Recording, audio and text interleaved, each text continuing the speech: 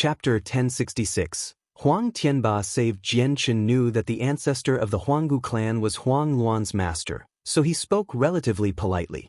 He did not give off any particular presence, so he looked just like an ordinary person right now, floating mid-air as if he was standing. The ancestor's face was filled with smiles, arriving before Jianchen with fake excitement. His compliments flowed unceasingly from his mouth, buttering up to Jianchen. Jianchen was oblivious to Huang Luan and Huang Tianba's current situation, which was why he responded very amicably to the ancestor of the Huanggu clan. After all, he was Huang Luan's master. The two of them conversed a little before cutting to the chase. Jianchen said, "Senior, may I ask if Luaner and Senior Huang Tianba is with you?" The ancestor's heart sank once again, but he showed none of it. He smiled. "I was thinking that Brother Jianchen would be visiting for my beloved disciple and Huang Tianba. It's a pity though, you've come too late. My disciple's gone out for training while Huang Tianba is not in my clan either." "What? They're not at your clan?" Jianchen was astounded. "Yep. They're not with me right now. Huang Tianba may have gone traveling. Brother Jianchen, if you want to find them, I'll contact you immediately if they come back to my Huanggu clan," the ancestor leisurely replied. However, no one knew that his emotions inside were the exact opposite. He wished that Jianchen would leave as soon as possible. With every moment Jianchen stayed, his uneasiness would increase. Jianchen could not help but feel confused with what the ancestor had said. He had learned from Yu that ever since Huang Luan had left Flame City to go to the Huanggu clan all those years ago, she had never appeared. There had not even been a single piece of news about her. When he first heard that, Jianchen thought that Huang Luan had always remained in the Huang family, cultivating arduously. However, only with his visit from before did he discover that Huang Luan did not stay at the Huang family at all. As a result, there was only the Huanggu clan. Jianchen felt suspicious about Huang Luan going out for training mentioned by the ancestor. Suddenly, Jianchen expanded his presence and enveloped the entire clan. He wanted to check whether it was actually like the ancestor said. Jianchen's presence was extremely powerful. Combined with how profound it was, it passed through all the defenses and obstacles of the clan easily, allowing him to observe the clan clearly. However, Jianchen's complexion changed the moment his presence swept through the tower in the center of the clan. A terrifying light exploded from his eyes and anger began to fume from him. Inside contained a deep killing intent as well. He had sensed a beggar-like old man, wrapped in chains within the hidden room. Although the old man was disheveled and haggard, Jianchen recognized him with a single glance. It was the person he was searching for, Huang Tianba. "Senior Huang," Jianchen cried out furiously. He arrived before the tower with a flash and struck out with his hand. With a boom, the tower collapsed loudly, obliterated from Jianchen's attack. The fragments of the tower shot off in all directions, destroying quite a few structures in the clan. Huang Tianba also fell from the sky with the destruction of the tower. With another flash, he appeared by Huang Tianba's side after leaving behind an afterimage of where he had been before. He caught Huang Tianba and gently landed. Huang Tianba's face had already become pale white. The ancestor of the Huanggu clan paled in fright. Badly shaken, he stared at the fuming Jianchen and without any hesitation, he fled off into the distance as fast as he could. He swore inside, "God damn it, how did Jianchen know that Huang Tianba was trapped in the tower? He clearly didn't know before." Right now, all he wanted to do was survive. He could not bother with the lives of his clansmen. Suddenly being saved, Huang Tianba obviously became extremely emotional. Just as he wanted to say something, he saw the ancestor of the Huanggu clan trying to flee and immediately became enraged as well. He called out, "Jianchen, don't let that mongrel go. Don't worry, Senior Huang. He can't escape." Icy killing intent formed in Jianchen's eyes. Throwing that down, he immediately began to pursue the ancestor. In the air, the ancestor fled while Jianchen pursued. They both used spatial force and moved extremely quickly. However, as they both were at the seventh heavenly layer in terms of their comprehensions for the mysteries of the world, the distance between them never really closed after a while of pursuit. With a flip of his hand, Jianchen drew his emperor armament from his space ring. With the injection of chaotic force, the Emperor armament immediately began to shine with dark light. The terrifying energy caused the surrounding space to distort, creating pitch-black cracks. Jian Chen's battle prowess immediately skyrocketed with the Emperor armament. The terrifying presence caused the ancestor of the Huanggu clan to pale in fright, now filled with despair inside. Jian Chen swung his sword and a huge, black sword qi immediately shot out, flying toward the ancestor with lightning speed. The Huanggu clan ancestor wanted to dodge, but the sword qi was not something he could avoid. There was a humongous disparity between Saint Kings and Saint Rulers. Arg! The sword qi caught up to him in the blink of an eye and cleaved off his legs. The only body he had left was from the waist up. Violent pain caused him to shriek out in a chilling fashion, and it even affected his speed. He began to slow down. Jian Chen put away the Emperor armament and caught up to him with lightning speed. This time, he did not treat the ancestor as politely as before. He ignored his painful cries, taking him away by grabbing his clothes. The Huanggu clan had fallen into chaos as of right now. The activity from the destruction of the tower had alarmed all the people in the clan. Everyone stopped their cultivation and stepped out of their residences to check what was happening outside. All the members of the upper echelon had already arrived beside Huang Tianba in the meantime. They all stared at him in shock as disbelief flooded their faces. They all recognized Huang Tianba as the ancestor of the Huang family, but they had no idea what their own ancestor had done. They all felt extremely shocked with Huang Tianba's current appearance, completely confused about what had happened.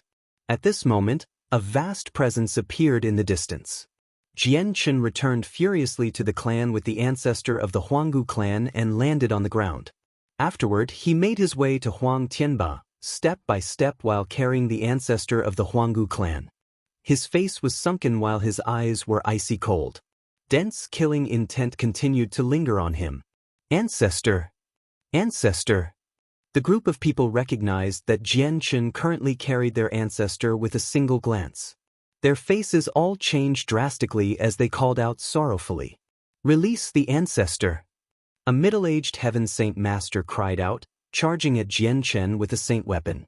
His eyes were bloodshot from anger. Piss off! Jian Chen angrily yelled out. He did not even glance at the person as he punched out. He used the toughness of his body to resist the person's saint weapon. Ding! Jian Chen's fist collided with the saint weapon, and it shattered like tofu from Jian Chen's punch. Jian Chen's fist continued on with no reduction in force, mercilessly landing on the Heaven Saint Master's chest. The Heaven Saint Master spurted blood from his mouth as he shot back like a cannonball. He passed through several buildings before stopping 100 meters away in the end. His entire chest had caved in, and his organs had all turned to mush from the might of Jian Chen's punch. Sixth Elder! The Heaven Saint Masters of the Huanggu clan all called out, immediately flying to the man who had been injured by Jian Chen. They discovered that he had lost all signs of life. Jian Chen's casual punch had claimed his life on the spot. All the people of the Huanggu clan immediately quietened down after witnessing Jian Chen's strength. They all stared at him in surprise and fear. No one else dared to say anything more. They stepped aside to give way to Jian Chen. Jian Chen, you're still a supreme expert of the continent after all. You've actually murdered a Heaven Saint Master, the ancestor of the Huanggu clan furiously yelled out. The person who had passed away was his great-grandson as well as the most talented person in the clan. He was treated with great importance by the ancestor. Chapter 1067. Huang Yuan reaches Saint Ruler. It doesn't matter who you are. If you attack me, I'll kill you without mercy, Jian Chen coldly said. His impression of the Huanggu clan had completely reversed. He treated them as enemies now. Huang Tianba had showed great kindness to him before, and he was also Huang Yuan's great-grandfather. It did not matter what happened between Huang Tianba and the ancestor of the Huanggu clan. Jian Chen would always stand by Huang Tianba's side. Jian Chen slowly made his way to Huang Tianba's side with the legless ancestor in his hand. He threw him to the ground mercilessly before squatting down. He asked in concern, "Senior Huang, are you all right? Just what has happened?" Huang Tianba eyed the ancestor of the Huanggu clan that had collapsed on the ground like mud. He felt extremely delighted inside and was also extremely shocked by Jian Chen's strength. Huang Tianba's understanding of Jian Chen's strength remained at the level from several years ago. He had no idea just how terrifying Jian Chen had become. Brother Jian Chen, that mongrel did all this to me all because my precious great-granddaughter is in possession of the rare water spirit's body. She's a prodigy with unlimited potential in the future. She is currently trapped by this bastard over 1,000 meters underground in a room. Please go save her, Huang Tianba spoke rather hurriedly. He was extremely concerned for Huang Luan's well-being. Jian Chen's face changed with that. He immediately expanded his presence and had indeed discovered Huang Luan trapped in a room underground. The room was enveloped by a powerful barrier. Jian Chen's heart ached when he saw Huang Luan's haggard face. He could not imagine just how much pain she had gone through during these years.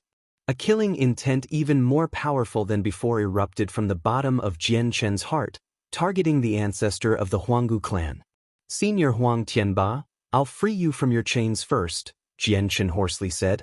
He grabbed the thick chains with his 2 hands, and with some force, the chains were crushed to pieces with a few cracks. Although the chains were made from a special type of metal, they were not unbreakable. Huang Tianba's strength was sealed up, so he could not use his powers as a saint ruler. That was why he was chained up for so long. Huang Tianba recovered his freedom and teetered as he stood up. He thanked Jian Chen before arriving in front of the ancestor of the Huanggu clan. He laughed out loud without any restraint before gnashing his teeth. Never did you think that you would end up like now, did you? I'd like to see how you harm my precious great-granddaughter now. Huang Tianba's voice was filled with resentment. He kicked the ancestor's body as he spoke, but since his strength was currently sealed as well as the fact that he had been chained up for so long, not only did he fail to hurt the Huanggu clan ancestor, he lost his footing and ended up staggering back. Jian Chen helped Huang Tianba regain his balance with one hand and said, Senior Huang Tianba, I'll leave this person with you to deal with. Your strength is currently sealed. You should enter the Saint Artifact space where I'll get someone to remove the seal from you. Jian Chen was unable to remove the seal in Huang Tianba as the brutality of chaotic force was not something ordinary people could endure. If his chaotic force entered Huang Tianba's body, it would harm him rather than help him. No, I have to kill this bastard right now. Huang Tianba was absolutely furious. Killing intent surged from him. He utterly despised the ancestor of the Huanggu clan inside. The Huanggu clan ancestor looked up at the furious Huang Tianba.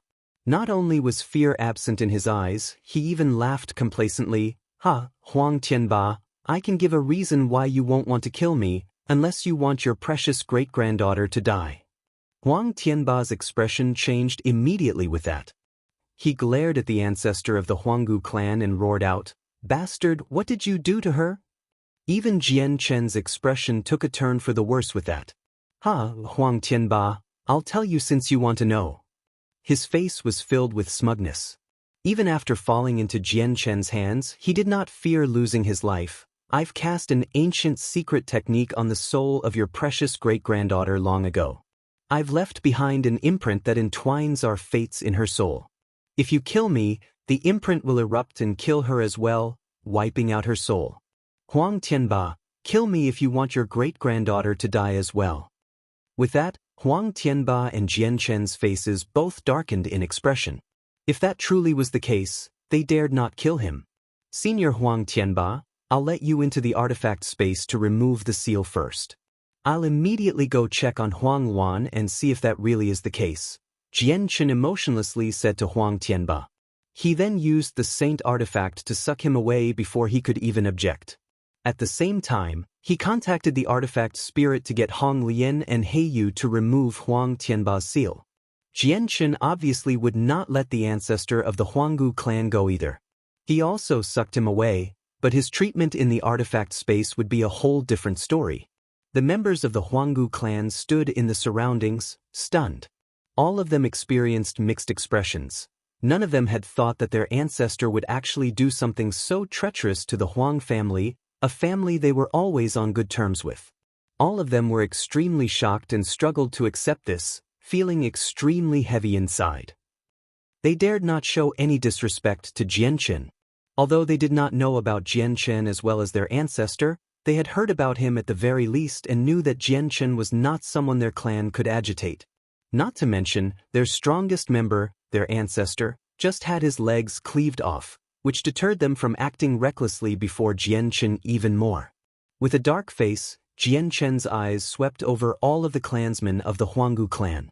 Whoever he stared at felt like a sharp sword was poised against them. They shivered inside, all lowering their heads. They were all completely unsettled. Jianchen did not make it difficult for these people. He understood that they had no clue about this matter at all and knew nothing of what their ancestor had done. Afterward, Jianchen expanded his presence straight into the ground, finding the tunnel leading to the room where Huang Luan was. He then climbed down it. Huang Luan sat in the middle of the sealed room. Dazzling water blue light lit up her surroundings, making her seem sacred and dignified, like a god. The surroundings of the room were filled with droplets of crystal-clear water. Each droplet radiated with a blue glow, dyeing the entire room a deep blue. It was rather pretty. There were a few droplets of water that drifted about, slowly rotating around Huang Luan. They were like energetic fairies, filled with beauty. Huang Luan's presence was countless times greater than before. The 5-colored rainbow clouds that had appeared several days ago were because of her. She was no longer a heaven saint master anymore but a saint ruler. The hidden potential of Huang Luan's water spirit's body was fully unlocked as she reached saint ruler. It was truly the water spirit's body now. She was like the mother of water, extremely close with the water-attributed energy in the world. She could control it as she wished, at a proficiency that no one could rival. Chapter 1068.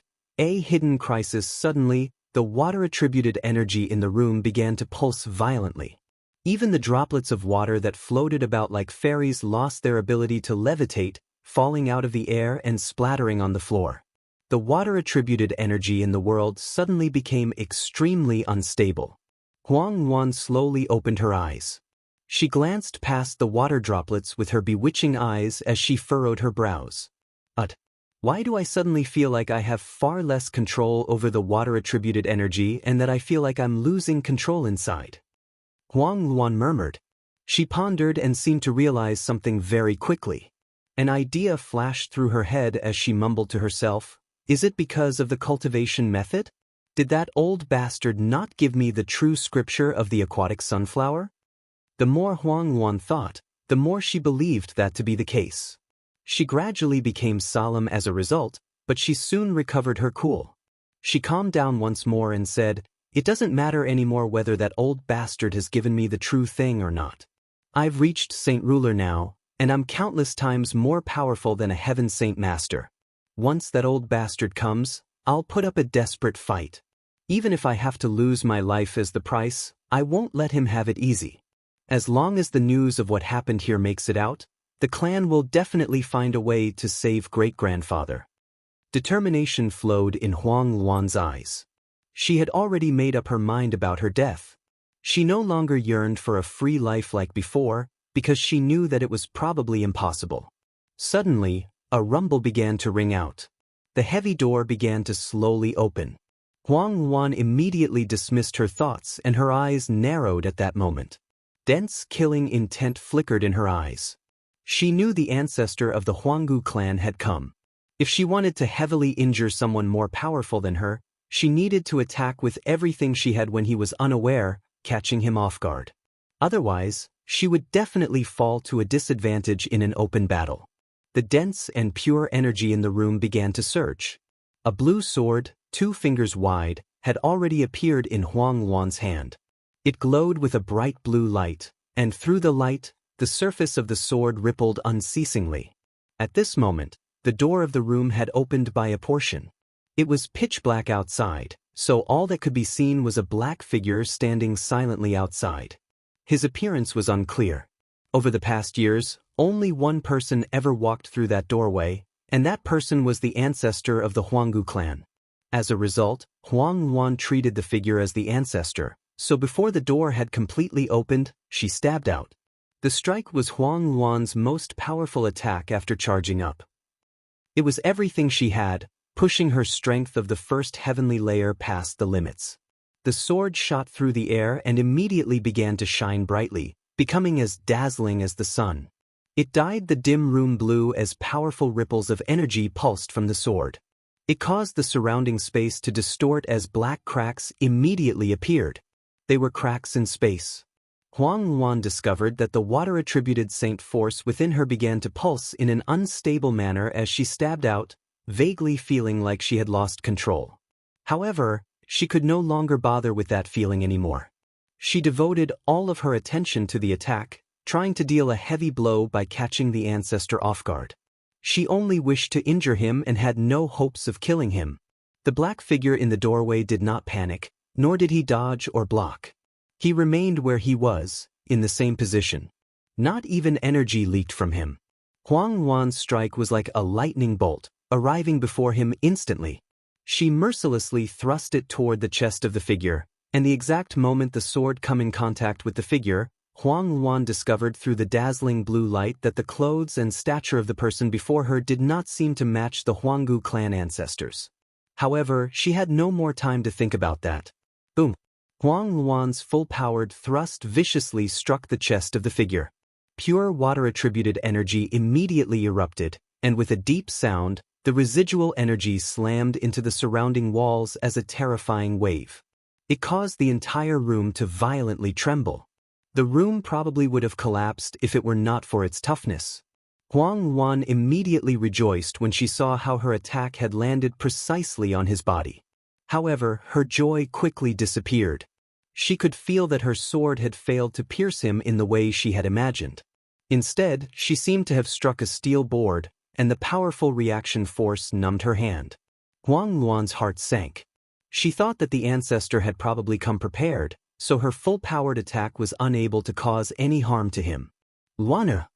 At this moment, Huang Luan heard a gentle voice.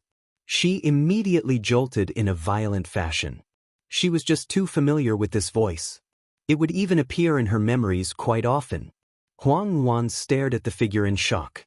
She finally saw the person's appearance through the dazzling blue light of the sword. It was an extremely familiar face. Although it had changed slightly from several years ago, the face was still the same one burned deeply into Huang Luan's mind, the one she could not forget even after an eternity. Huang Luan became stunned as she stared at the person she thought of the most. She could not come back to her senses even after a very long while. Her heart beat furiously as her body trembled uncontrollably. 2 clear streaks of tears slowly ran down her cheeks from her bright eyes. Jian Chen, she said with a trembling voice.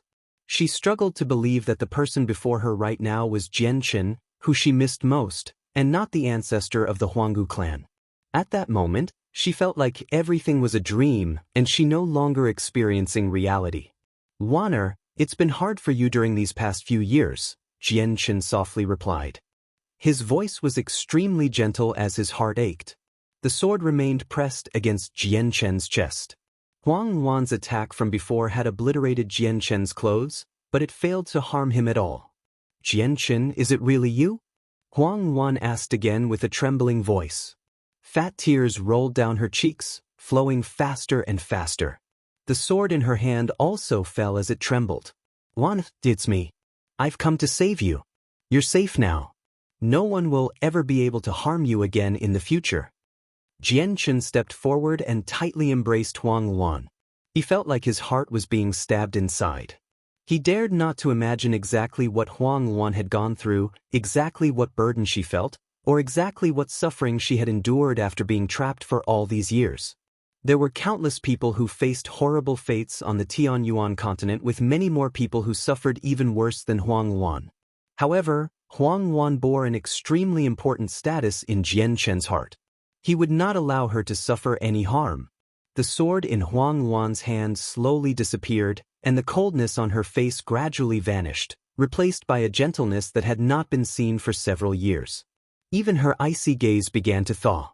She then cried out Jian Chen's name before lunging into his bosom, breaking into tears. She seemed to be releasing all the pressure and grievances she had suffered over the years. Jian Chen embraced Huang Luan tightly. He could feel his clothes dampen from Huang Luan's tears. His heart ached from what Huang Luan had gone through, but at the same time he felt some joy. He was happy that Huang Luan had now become a saint ruler. Suddenly, Jian Chen's face froze. He gently furrowed his brows.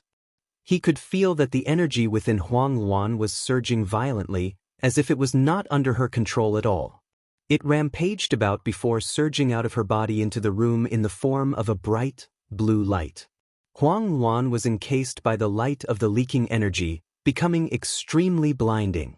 "Luaner, what is happening?" Jian Chen asked in concern. He felt an ill omen about what was unfolding before him.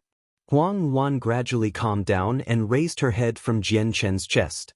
Her eyes were no longer cold, now filled with gentleness as she looked at Jian Chen. "Jian Chen, it's probably because the scripture of the aquatic sunflower from that old bastard has problems. It's very hard for me to control the power within me now. I feel like all the energy is about to leave my body and break free from my control." With that, Huang Luan placed her head against Jian Chen's chest once more. Her face was filled with satisfaction and happiness, as if she did not care about the leaking of her energy at all. She had made up her mind about her death long ago. She no longer had any attachments in the world except to Jian Chen and Huang Tianba. Since her great-grandfather had been saved now and the person who she missed the most was with her, she felt very satisfied. She did not care about being a saint ruler at all. All she needed was Jian Chen, and she felt like she had the world. She did not care about anything else.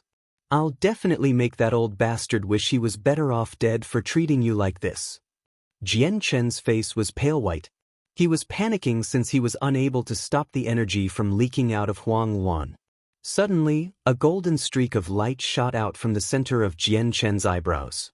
The saint artifact had emerged from his sea of consciousness, levitating in the room in the form of a fist-sized golden tower as it spun slowly. "Luaner, I'll send you into the artifact space. Don't worry, I'll definitely be able to find the method to deal with this from that old bastard," Jian Chen comforted. He intended on entering the artifact space with Huang Luan. "Jian Chen." Just as he was about to enter the artifact space, a woman's voice rang through the room. It was extremely pleasant and seemed to be filled with unlimited charm. It was bewitching. A gleam of light flashed through Jian Chen's eyes, and he suddenly raised his head. Before him, the illusionary figure of the sea goddess had silently appeared at some point unbeknownst to him. Chapter 1069. Huang Luan surrenders her body. "Your Majesty, why have you appeared here?" Jian Chen asked in surprise. He was in great shock. "If I didn't appear now, your friend would be completely doomed. Once the energy within her and the potential of her water spirit's body leaks away, she will become immortal. It would be a waste for a great water spirit's body," the sea goddess said with a gentle but dignified voice as she stared at Huang Luan. Jian Chen immediately began to panic when he heard that Huang Luan could become immortal, as well as the fact that energy was leaking out of her body unceasingly. He hurriedly requested, "Your Majesty, please save Luaner." The sea goddess pointed with a finger. There was no earth-shaking presence that erupted. It just seemed to freeze time. As she extended her finger, the pure water-attributed energy in the room immediately froze. Even the energy leaking out of Huang Luan seemed to be obstructed by a mysterious power, sealing it firmly within her. Huang Luan's face immediately changed when she sensed the change in her body. She was astounded. She felt like all the energy within her belonged to someone else in that instance. She had no control over it. Although she had been losing control over the energy before, she still maintained some authority. She was just unable to stop it from leaking out. Now, she had completely lost all authority, as if all the energy she had gathered arduously from cultivation in the past years had become someone else's. Freezing the pure energy with a single gesture, the sea goddess looked to Jian Chen. "Jian Kem, I can only forcefully control some of the power with my soul and prevent it from leaking out anymore. If you want to save her, it'll all depend on you yourself." Jian Chen could not help but feel relieved now that Huang Luan was temporarily out of danger. He said, "Your Majesty, just how do I make it so that Huang Luan retains her strength? Is it finding the correct cultivation method?" The sea goddess shook her head. I know a little about the scripture of the aquatic sunflower she cultivates. It was created by a prodigy several hundreds of thousands of years ago. In the very beginning, there was only one version. It was a water-attributed cultivation method that belonged to the upper levels, extremely wondrous in nature. The prodigy reached Saint King in just 1,000 years using this method. Afterward, he came across a woman who possessed the water spirit's body. The speed at which she practiced water-attributed cultivation methods completely astounded the prodigy, so he became interested in her. Approaching her intentionally, he quickly became her cultivation partner. As he came in contact with the water spirit's body many times, the prodigy gained an even clearer understanding regarding the special constitution. He used his supreme talent to create a second version of the scripture of the aquatic sunflower in a few decades and then passed it on to his cultivation partner to practice. The woman did not doubt him at all and began cultivating the second version of the cultivation method. However, what she never realized was that the second version was not a powerful cultivation method, but a cultivation method that was made for the water spirit's body. After practicing it, she lost control over all the energy within her, and even the potential from the water spirit's body was taken from her. She became just like your friend right now. The prodigy absorbed all the pure, water-attributed energy from his partner as well as the potential of the water spirit's body, turning it into his own. Not only did his strength skyrocket, even his talent in cultivation greatly increased. He became a saint emperor on the Tianyuan continent in the end. As for his partner, she lost all her powers and turned into a mortal. She was reduced to an old, white-haired woman from her beauty before and committed suicide from heartache. The sea goddess paused slightly there. She looked at Jianchen before continuing, "You should understand now. Your friend has practiced the second version of the scripture of the aquatic sunflower. The person who gave it to her wants to use the same special method as that prodigy to absorb your friend's energy and potential and turn it into his own." Jianchen and Huang Luan both fell silent because of what the sea goddess said, and they remained silent for a very long time. They felt greatly influenced by the sea goddess story. They all felt sorry for the woman who was harmed by her husband, feeling deeply sympathetic. At the same time, Jianchen's killing intent for the ancestor of the Huanggu clan grew even denser. It reached an absolute limit, except he did not unleash it here. "Your Majesty, what happened to the prodigy in the end?" Jianchen inquired. He cared for the answer very much. After reaching Saint Emperor, the prodigy became embroiled in a large-scale battle and was killed, said the sea goddess. Jianchen was satisfied by the outcome of the prodigy. Although he possessed great talent, he was evil-hearted. He ruthlessly harmed his wife who trusted him. He deserved more than death. That woman is so pitiful. Huang Luan was filled with sympathy. Also, as a woman and in possession of the water spirit's body, she felt deep pain for what the woman had gone through. "There is nothing pitiful if you live in this world," the sea goddess said. Her voice was gentle, but it was emotionlessly cold. She was one of the 4 champions from ancient times and had emerged step by step from a ruthless past. She had just seen too many things like this. The sea goddess continued after some silence. "Jianchen, there's only one method to save your friend, to let her keep her water spirit's body and her current strength." "What's the method?" Jianchen gathered his attention and quickly threw the story regarding the scripture of the aquatic sunflower to the back of his mind. He had a deep understanding regarding the brutality of the continent, so it was difficult for his mental state to be affected by a few stories. At most, he would just form some feelings for it. Huang Luan also turned to the sea goddess. She did not know the sea goddess' true identity right now, but she clearly paid much attention since the sea goddess could resolve her problem. Although Huang Luan had opened her mind a lot more and no longer viewed her strength with much importance, she also understood very well that she needed to have enough strength to stay beside Jianchen. Her lifespan would greatly decrease if she lost all her powers and became immortal, and she would age as a result. If it was possible, she also wished to retain her strength so that she could be with Jianchen forever. The sea goddess did not reply immediately. Her gaze became rather complicated, and she only spoke after hesitating. "Jianchen, if you want to resolve the problem with your friend's body, you need to use an even greater force to suppress the potential that's being stripped away, and then you will redeposit it into her with my assistance from the side, thus rebuilding the water spirit's body.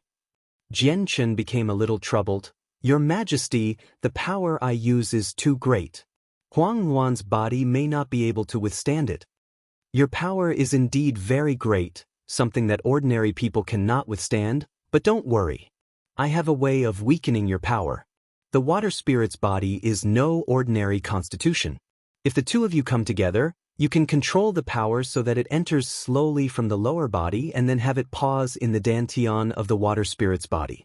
The pure water-attributed energy will neutralize your brutal energy. Coupled with my help, she should be able to endure your power, the sea goddess explained. What? We have to use a method where we come together? Jianchen immediately became surprised as disbelief flooded his face. He doubted what he heard right now. Huang Luan also became bright red in an instant.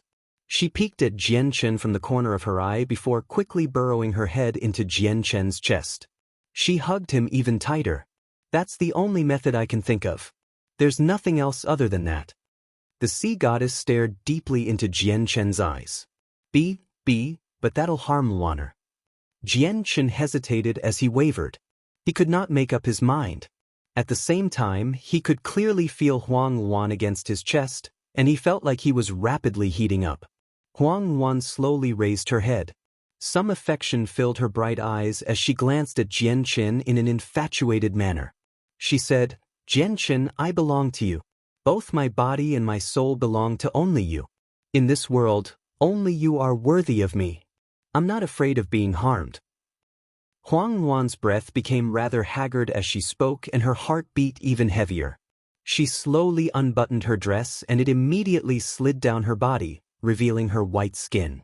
Luaner, Jianchen bit his lip as he looked at Huang Luan's enchanting, hourglass figure. Although he knew that Huang Luan was deeply in love with him, he felt like he was just taking advantage of the situation and the circumstances to become one with Huang Luan. Jianchen, I only have you in my heart. I've belonged to you since a very long time ago. I love you very much. Take me. I want to truly become your woman. Huang Luan stared at Jianchen with deep affection as she slowly began to take off Jianchen's clothes. Huang Luan was clearly extremely straightforward with her emotions. She did not suppress or avoid them purposefully, completely different to ordinary girls.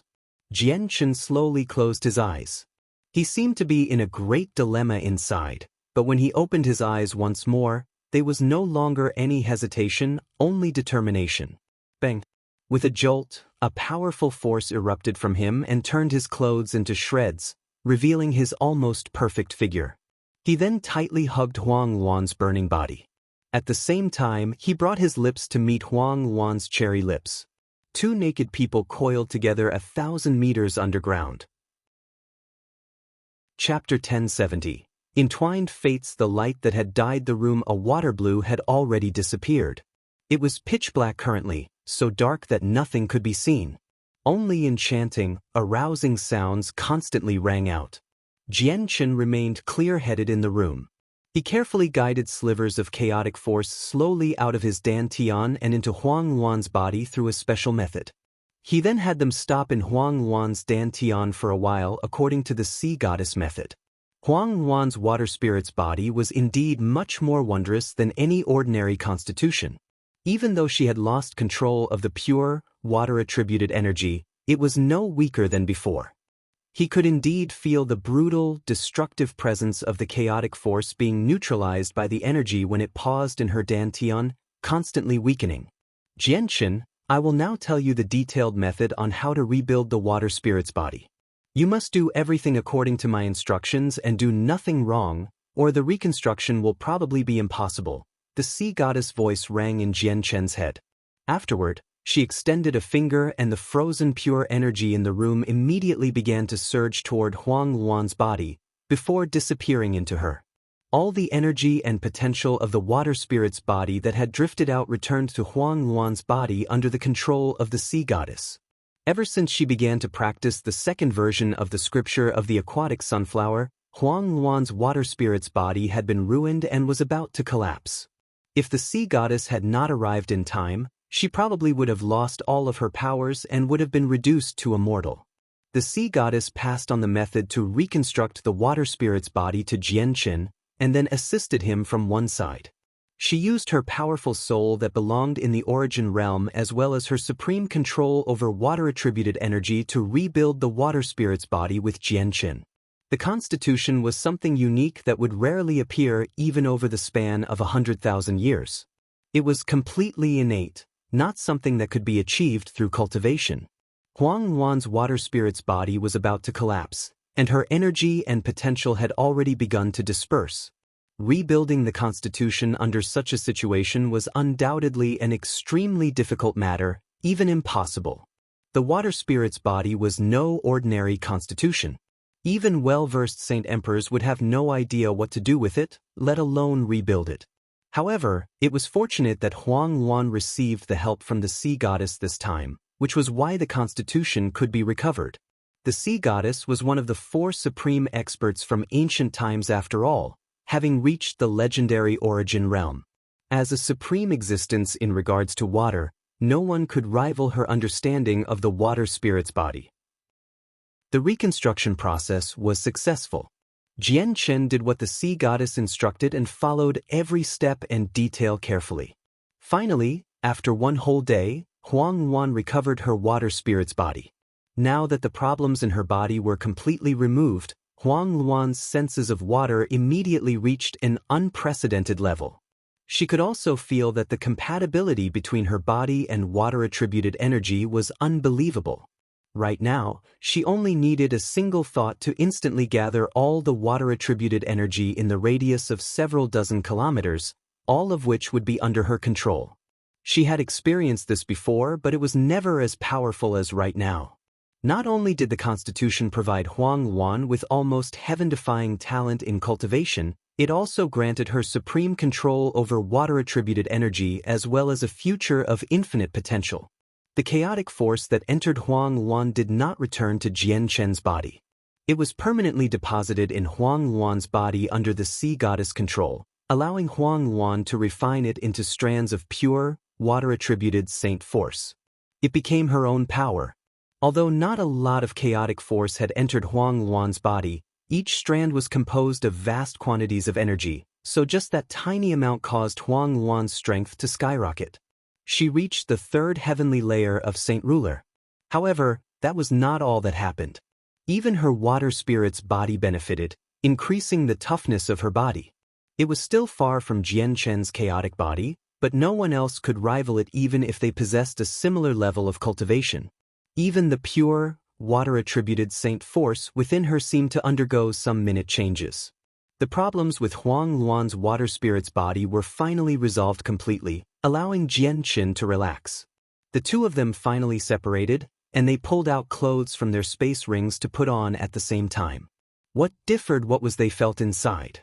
Jianchen was strewn between different emotions, while Huang Luan felt pleasant, satisfied, and happy. Jianchen. Huang Luan could not help but call out Jianchen's name softly after putting on her clothes. She stuck to Jianchen's body once more, laying on his chest silently with a satisfied and happy smile. She was like glue. Jianchen gently wrapped his arm around Huang Luan's figure and slowly inhaled the fragrance of Huang Luan.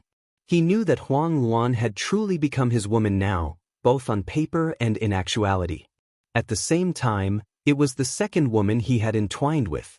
The first was the cold, prideful beauty, the heavenly enchantress. The two of them only embraced each other due to their special circumstance because of the fact that their lives were threatened. As for Huang Luan, it was the same case, but it was different from the first time as well. Huang Luan was passionate and threw herself at Jianchen, offering her body to him. Sigh, Jianchen exhaled inside. He could not help but think of everything that had happened in the past, the scene where he accidentally came across Huang Luan in the river outside Walorant City. Jianchen could not help but emotionally sigh inside as he thought about how he first met Huang Luan. Who would have thought that the girl he had accidentally met would end up with a relationship like this with him? Suddenly, Jianchen seemed to think of something. He quickly dismissed his thoughts and said to Huang Luan, "Waner is the ancient secret technique that binds your fate, cast by the ancestor of the Huanggu clan, still present on you?" Huang Luan nodded and said nothing else. Jian Chen's heart slightly sank after confirming that it was still there. He then looked at the sea goddess. "Your Majesty, may I ask if you have some understanding regarding these types of secret techniques and if you are able to undo them or not?" Jian Chen did not feel indebted to the sea goddess even though she had helped him a lot. He knew he would pay her back in the future, when the worldly ebb of the sea realm occurs. "I can help your friend reconstruct her body in my current form, but I am unable to break the secret technique. However, it is not difficult to remove it. You can take her to a protector. There should be people there who can manage," said the sea goddess. Afterward, Jian Chen and Huang Luan bid farewell to the sea goddess before leaving the underground room together. They discovered that a large portion of the Huanggu clan people had left once they returned to the surface. Only a small portion of old people remained. While Jian Chen was underground, the clansmen moved a large portion of their clan away, fearing Jian Chen's rage because of Huang Tianba and Huang Luan's sufferings, hoping that they could save at least just a few people. Only a few older people who were loyal to the family and did not fear death remained. If it was before, Jian Chen would definitely vent his anger on these people, or even wipe out the entire clan. However, he was now a Saint King and his mentality had undergone some changes. Coupled with the fact that the clansmen had no idea that Huang Tianba had been trapped, he did not make it difficult for them. He left with Huang Luan, returning to the Huang family. The seal within Huang Tianba was removed by He Yi. Together with the personal treatment from the artifact spirit, Huang Tianba recovered extremely quickly, having returned to peak condition long ago. The Huanggu clan ancestor thrown into the artifact space by Jian Chen was also brutally tortured by Huang Tianba, making him feel like he was better off dead. However, his life was not threatened due to the secret technique he had cast on Huang Luan. Huang Tianba and Huang Luan returned to the Huang family, and the news of them being trapped in the Huanggu clan quickly spread through the entire family. The news immediately caused a great uproar. Afterward, Huang Tianba took the clan treasure, the Solunar Bow, with him, personally leading group of experts to the Huanggu clan in a threatening manner. He swore to wipe out the Huanggu clan, to make it vanish from the continent. Meanwhile, Jian Chen and Huang Luan stayed at the Huang family in ease. They did not pay any attention to Huang Tianba's actions. Once Huang Tianba returned, Jian Chen learned that Huang Tianba had used the Solunar Bow to destroy the region where the clan had settled down and that the remaining elderly members of the Huanggu clan were attacked collectively by the experts he had brought along. He killed them all, and also sent half of the Huang family experts to pursue the group of people who had fled from the Huanggu clan. He wanted to end the Huanggu clan completely. Jian Chen did not bother too much with these matters. Although he knew that many of the people were innocent, the concepts of innocence and benevolence did not exist on this continent. If the Huang family did not completely wipe out the Huanggu clan, the Huang family would face its end once the remaining members of the Huanggu clan rose up and became peak-level experts. Chapter 1071. Going to Mercenary City, the sun was blood-red as it neared the horizon. Jian Chen stood straight, like a sword, at the peak of a range of mountains in white robes. He stared at the red clouds as if he was in a trance, without moving at all. A sea of white clouds floated beneath him. Where he currently stood was the tallest mountain peak in the mountain range where the Huang family resided. The mountains were so steep and dangerous that they were unscalable. The wild wind violently buffeted him high up in the air, whistling past his ears. Coupled with it were the roars of beasts from the forests in the distance, sounding like the dreadful cries of ghosts as they fused together with the wind. A white figure quickly shot over from the distance, arriving on the mountain peak where Jian Chen stood in an instant. Afterward, she walked up to his side and gently grabbed Jian Chen's arm, resting her head on his shoulder. Her face was filled with happiness and satisfaction. She was Huang Luan. Huang Luan was dressed especially prettily today, wearing makeup to accentuate her alluring beauty. Her eyes were bright and seemed to possess a wondrous charm, possessing some grace in her purity. It was enchanting. Her glossy, black hair fell down her shoulders like a waterfall. She had worn a white, luxurious dress on purpose today, so she looked like a goddess. Standing next to Jian Chen, who was also in white robes, the two of them possessed the aura of an immortal couple.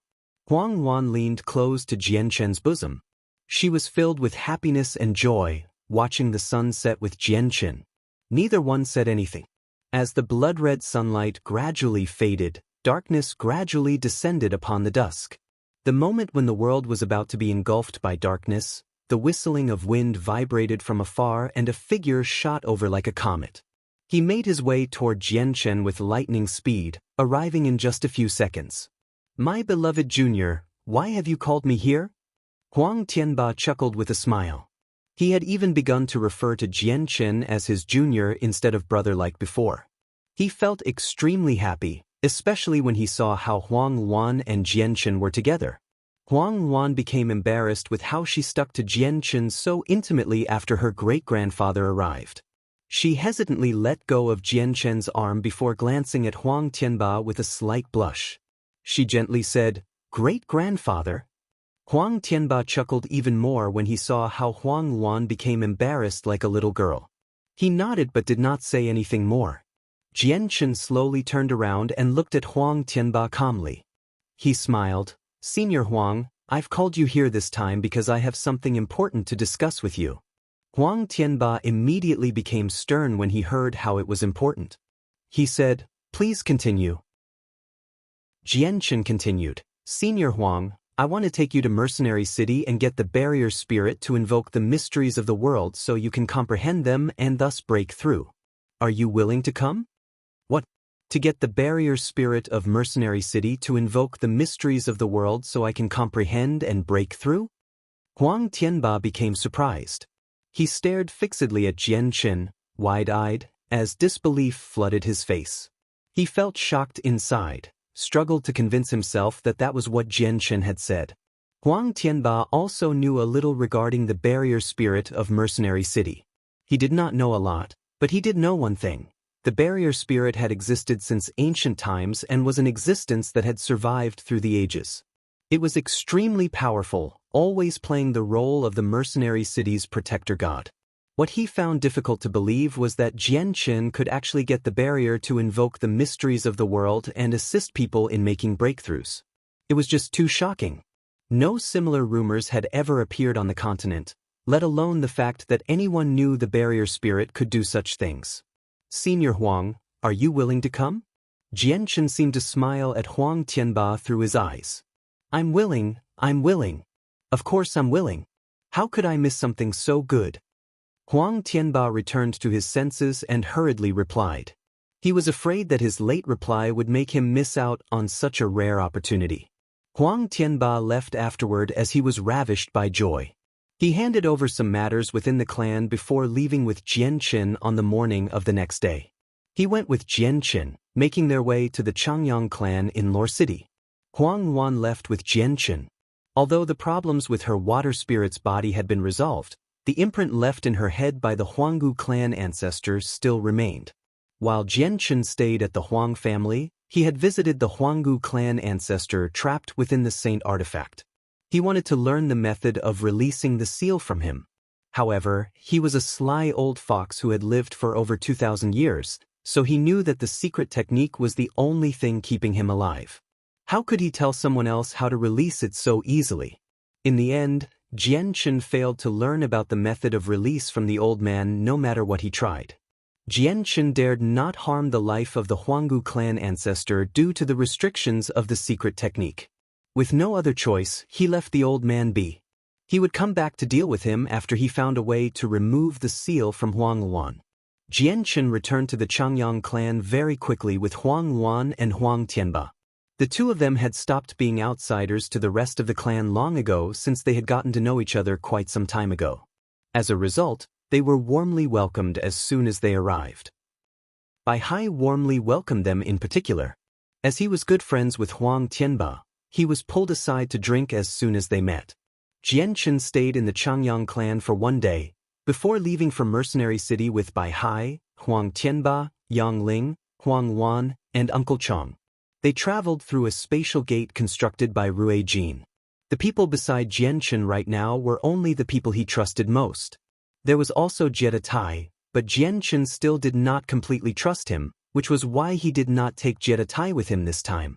As for Changyang Zhu Yunkong, A seal remained in his head, so he was unable to increase his strength at all. It would only be harmful to him otherwise. Big brother, you've finally come. As soon as Jianchen arrived in Mercenary City, Xiaoling appeared before him in an illusionary form. Perhaps because she saw Jianchen, her pure face was filled with happiness. Jianchen could help but smile when he saw Xiaoling. He had begun to view Xiaoling as his own younger sister since long ago. Xiaoling, how's Ming Dong? The 3 pieces of beast fur in your friend's hand are not simple, big brother. The mysteries of the world are actually hidden within them. I used my own powers to awaken them inside, and then with some hard work, I invoked the mysteries of the world on the side as well, so your friend finally reached Saint Ruler. However, he's cultivating right now, said Xiaoling. She was proud of herself. Ming Dong's also become a Saint Ruler, murmured Jianchen. He felt happy for Ming Dong inside. Jianchen, who are you talking to? A pleasant voice rang out from beside him. Huang Wan asked Jianchen as she hung onto Jianchen's arm, her eyes shining with curiosity. It was not just her, even Huang Tianba, Bai Hai, Yang Ling and Chang Wuji stared at him in amazement. Jianchen knew that they could not see Xiaoling, but he did not explain his actions. He said to Xiaoling, they're all friends and senior of me. I hope Xiaoling can assist them in their cultivation in the future. Xiaoling obediently nodded, yes. Big brother, don't worry. Xiaoling will definitely work hard to increase their strength. With that, she waved her hand and Jianchen's group immediately felt everything go black. They had been dragged underground by Xiaoling's abilities, and even Rui Jin came along. When the scene before them brightened up once more, they discovered that they had arrived in a completely sealed room. There were no cracks on the wall at all, completely flawless like nature. There was not even a door out.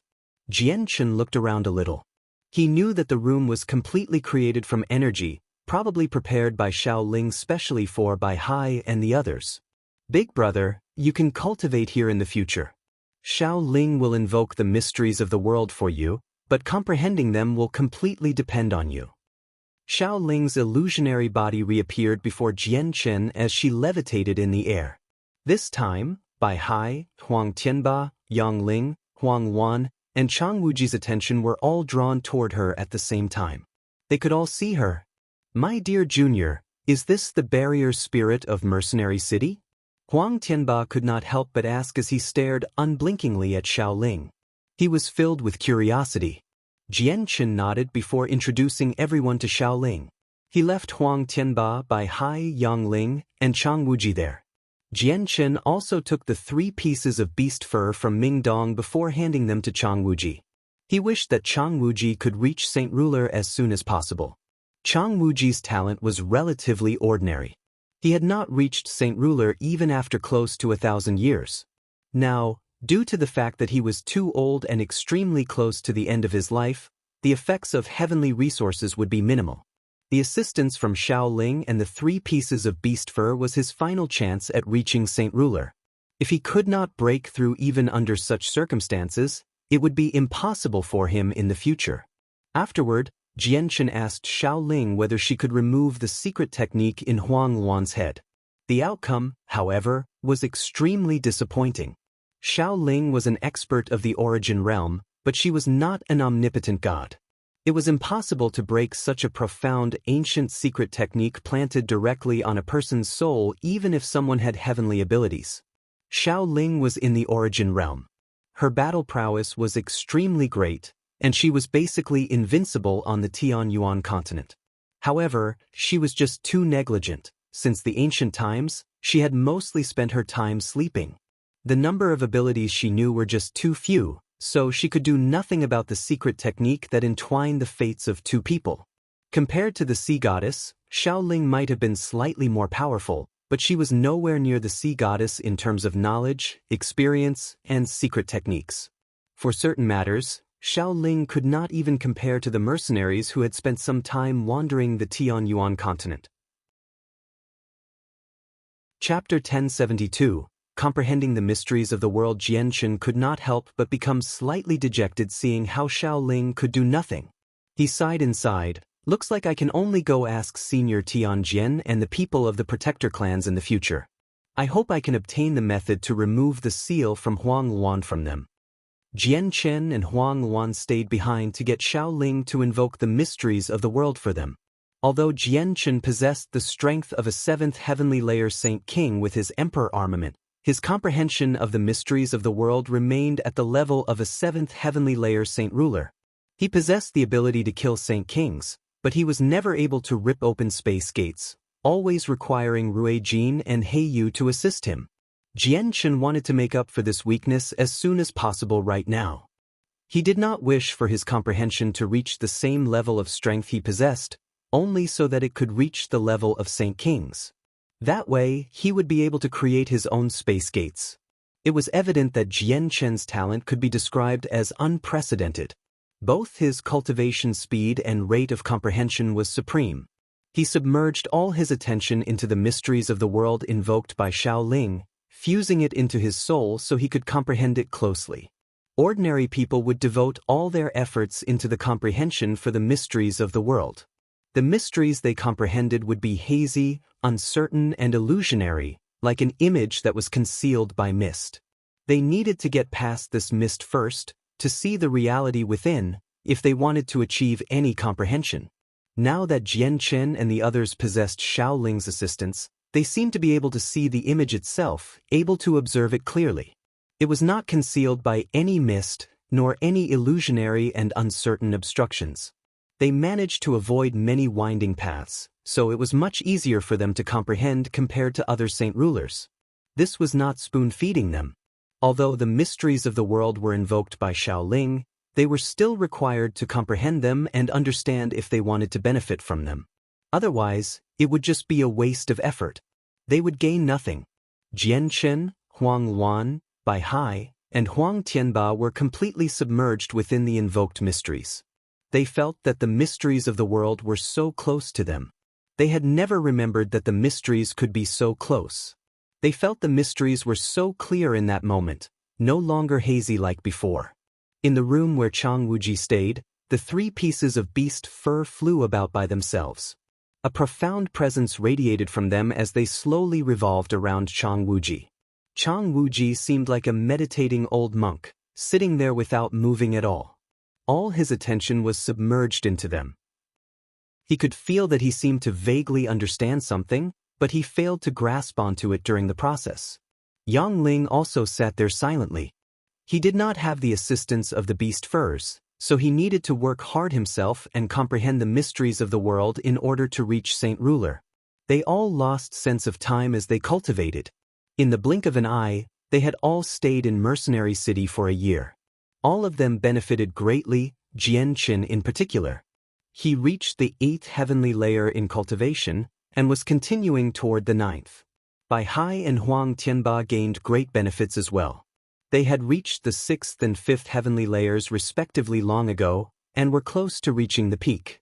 Now with Xiao Ling's help, they comprehended the mysteries of the world in the most direct way, thus improving extremely quickly. They all made a breakthrough to the next level of cultivation, reaching the 7th and 6th heavenly layers. Huang Luan had only reached Saint Ruler recently, but her strength had reached the 3rd heavenly layer due to Jian Chen. Her foundation was nowhere as firm as Huang Tianba's or Bai Hai's, so her strength did not increase that year.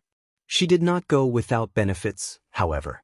Although she remained at the 3rd heavenly layer, her comprehensions of the mysteries increased quite a lot. She was advancing to the 4th heavenly layer.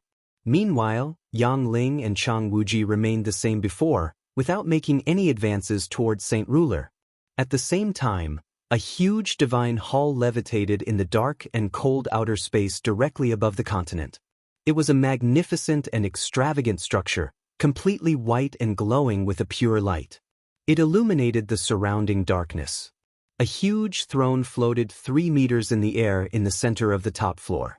A layer of visible moonlight force slowly coiled around it, shining with soft light and dyeing the room white. Yu sat on the throne with the moon god scepter in hand. She was meditating as powerful ripples of energy pulsed from her from time to time. The moonlight force around the throne was constantly absorbed by her, allowing her presence to rapidly increase. As Jian Chen and the others comprehended the mysteries of the world through Xiao Ling's help, Yu did not idle about either. She remained in the cold and cheerless divine hall, silently enduring the boredom and loneliness to work hard on increasing her strength.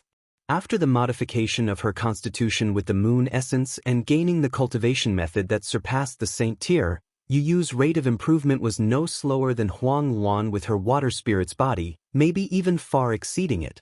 In a mere year, Yu reached the 4th cycle as a heaven saint master from the 1st cycle. If she continued like that, she would only need another half a year to reach the 6th cycle. He Yu, Hong Lian, Karalat, and Kazda Jianxiong also recovered to their peak conditions after having all their energy drained away by the bright moon divine hall a year ago. Karalat and Kazda Jianxiong left the artifact space half a year ago, returning to their clans after bidding farewell to Jianqin. Kara Liwei had also left the artifact space.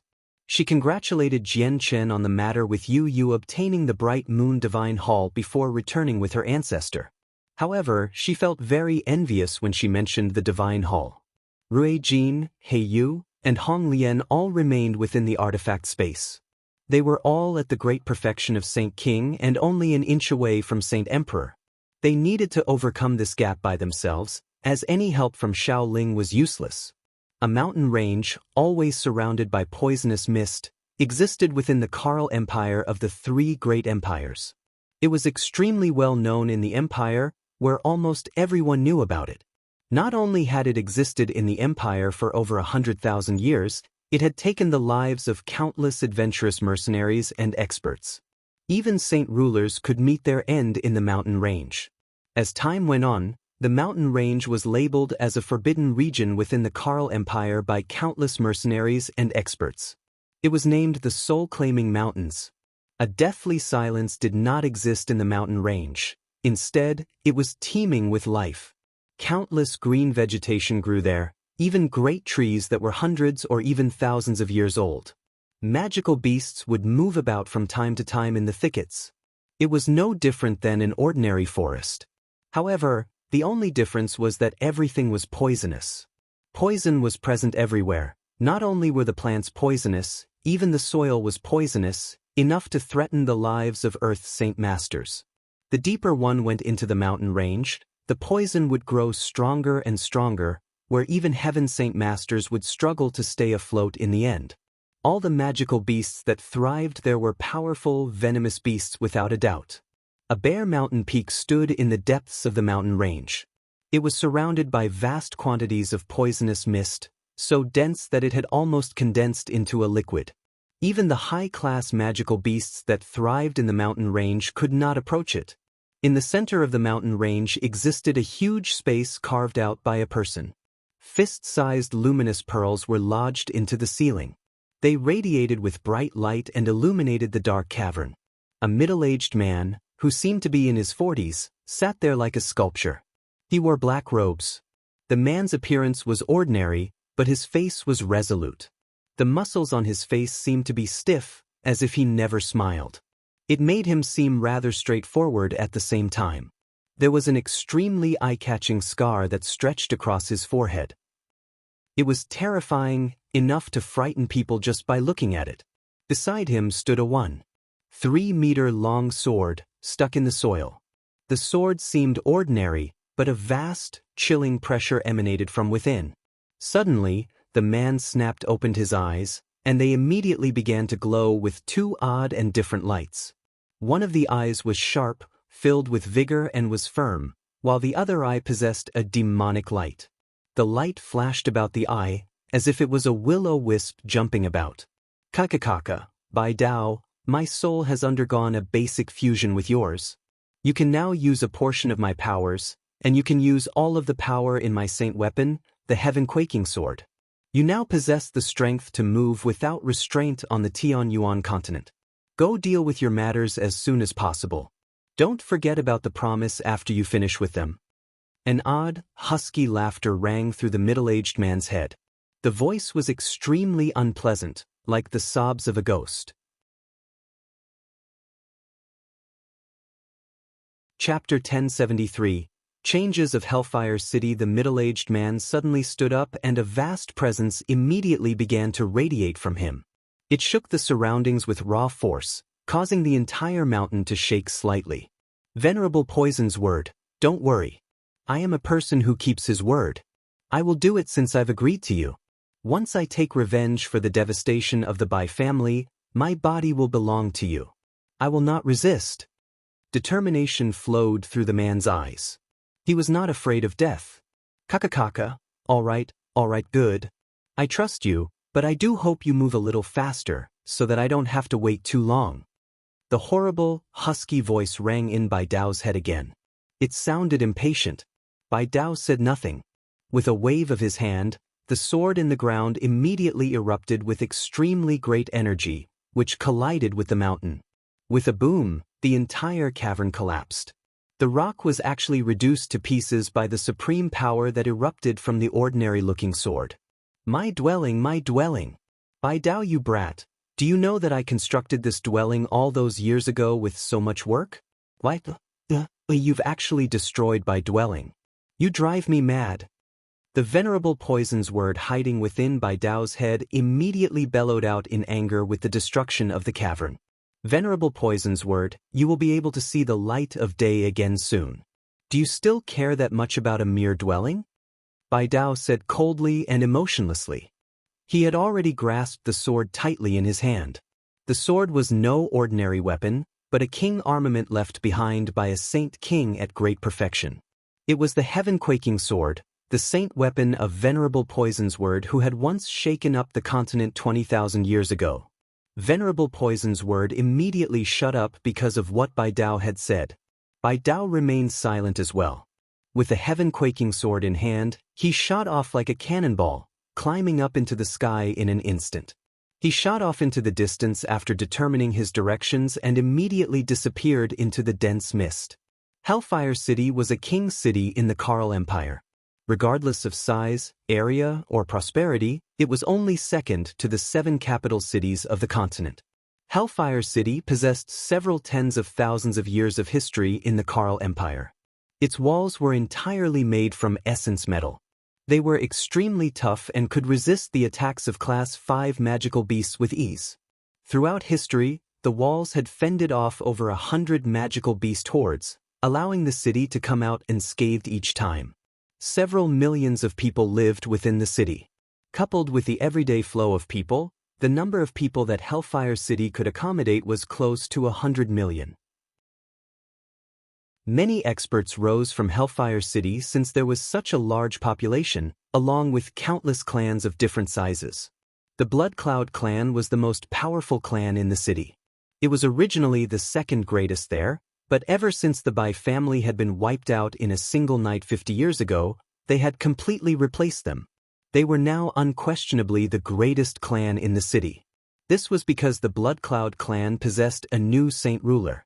He was not an ancestor of the clan, but a talented junior. With his supreme talent, he reached saint ruler in just a few hundred years, and he even became the disciple of an imperial protector of the empire. He was deeply valued and was raised as a pillar of support for the future of the empire, causing the clan's status in the city to soar, becoming admired by everyone. A vast presence suddenly appeared outside the city. A figure made its way past the great walls of the city in the form of a blur. Without any decrease in speed, it flew to the center of the city with a threatening presence, alerting countless people along the way. The figure brazenly flew through a small portion of the city and descended before a large manor in the very center of the city. It was where the Blood Cloud clan resided. The figure wore black robes and radiated with a presence so vast that it would make people suffocate. His long hair danced in the windless air as his robes fluttered as well. He stared at the manor in a daze as reminiscence filled his eyes. Deep sorrow was also present. The 4 burly guards at the entrance of the clan stared at the man in shock. Without saying anything, they ran into the clan to report what had happened. They dared not stay for even a moment longer. The presence from the man had utterly frightened them, causing their legs to tremble. They believed that they had seen quite a few experts themselves, but this was the first time they had sensed such a great presence. Vast pressure came from the presence, which made the guards feel like their souls were going to shatter. Before the guards could even report what had happened, All of the experts in the clan sensed the frighteningly vast presence as well. Immediately, an energetic and polite voice rang out from within the clan. "May I inquire who you may be to have come to my clan as a guest? I am Yu Zixing, the patriarch of the Blood Cloud clan.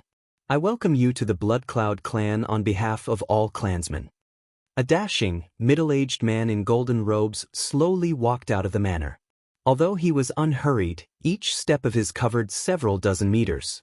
He arrived at the main entrance with a little more than 10 steps, before politely bowing to the black-robed man. Yu Zixing was the same genius of the clan who had reached Saint Ruler in less than 1,000 years. He had also become a deeply valued disciple of an imperial protector of the empire. At the same time, he was the patriarch of the Blood Cloud clan. Afterward, the clan filled with blurs. Several Heaven Saint Masters and a group of Earth Saint Masters hurried over from all directions, all gathering behind Yu Zixing. They stared at the black-robed man sternly, unsure about his intentions. The black-robed man stood dead straight, like a stick outside the Blood Cloud clan's doors. He stared in a daze at the two large words, Blood Cloud clan, written on the amethyst board above the main entrance. His expression was extremely mixed, filled with reminiscence, sorrow, and anger. "I never thought that Hellfire City would change so much after leaving for 50 years. The once prosperous clan from then has also become memories of the past. Nothing of it remains now." "Nothing," murmured the black-robed man. His sorrow grew deeper and deeper, before quickly turning into an icy killing intent. In that moment, all the pain and reminiscence in his eyes disappeared. It all became abnormally cold. Suddenly, the man stabbed his sword into the ground. A terrifying storm of energy erupted, charging toward the Blood Cloud clan with an unstoppable force, as if it was under someone's control. "Senior, what are your intentions?" Yu Zixing paled in surprise, immediately backpedaling. At the same time, Saint Force gushed out of his body, turning into a barrier to protect himself as well as the experts of his clan. No one sustained any injuries from the terrifying storm of energy, but the main entrance and walls of the clan were not as fortunate. All of them collapsed, throwing dust into the air. Even the board hanging above the main entrance fell down. The black-robed man advanced with a single step. He threw a punch at the board as it was falling, turning it into dust. More and more people gathered from within the clan. All the guards as well as many clansmen had come, all hiding behind Yu Zixing as they stared in shock at the collapsed walls and entrance. The disturbance at the clan alerted nearby people as well. Very soon, many people gathered from all directions to watch what was happening. There were even a few Heaven Saint Masters hanging several hundred meters in the air as they watched from afar. Yu Zixing's complexion became extremely horrible. He growled, "I am Yu Zixing. My master is Imperial Protector Mo Jian. Senior, may I ask if my clan has offended you in any way? Please enlighten me." The man finally looked at Yu Zixing. With an icy, emotionless gaze, he said, "Do you know who I am?" Yu Zixing observed the man carefully, and a sliver of doubt appeared in his eyes. He said, "Junior is very limited in his knowledge, so I hope Senior can forgive me." Yu Zixing dared not be impolite. He could already tell that the person before him was someone on the level of his master from presence alone. It would be extremely difficult to protect his life even with his master if he offended someone at a level like that. "My name is Bai Dao," the black-robed man said emotionlessly. Yu Zixing immediately jolted all over when he heard the name. He became shocked as he cried out, "What? Your surname is Bai. Are you a person of the Bai family?" Yu Zixing's heart began to churn as great fear began to pervade his insides.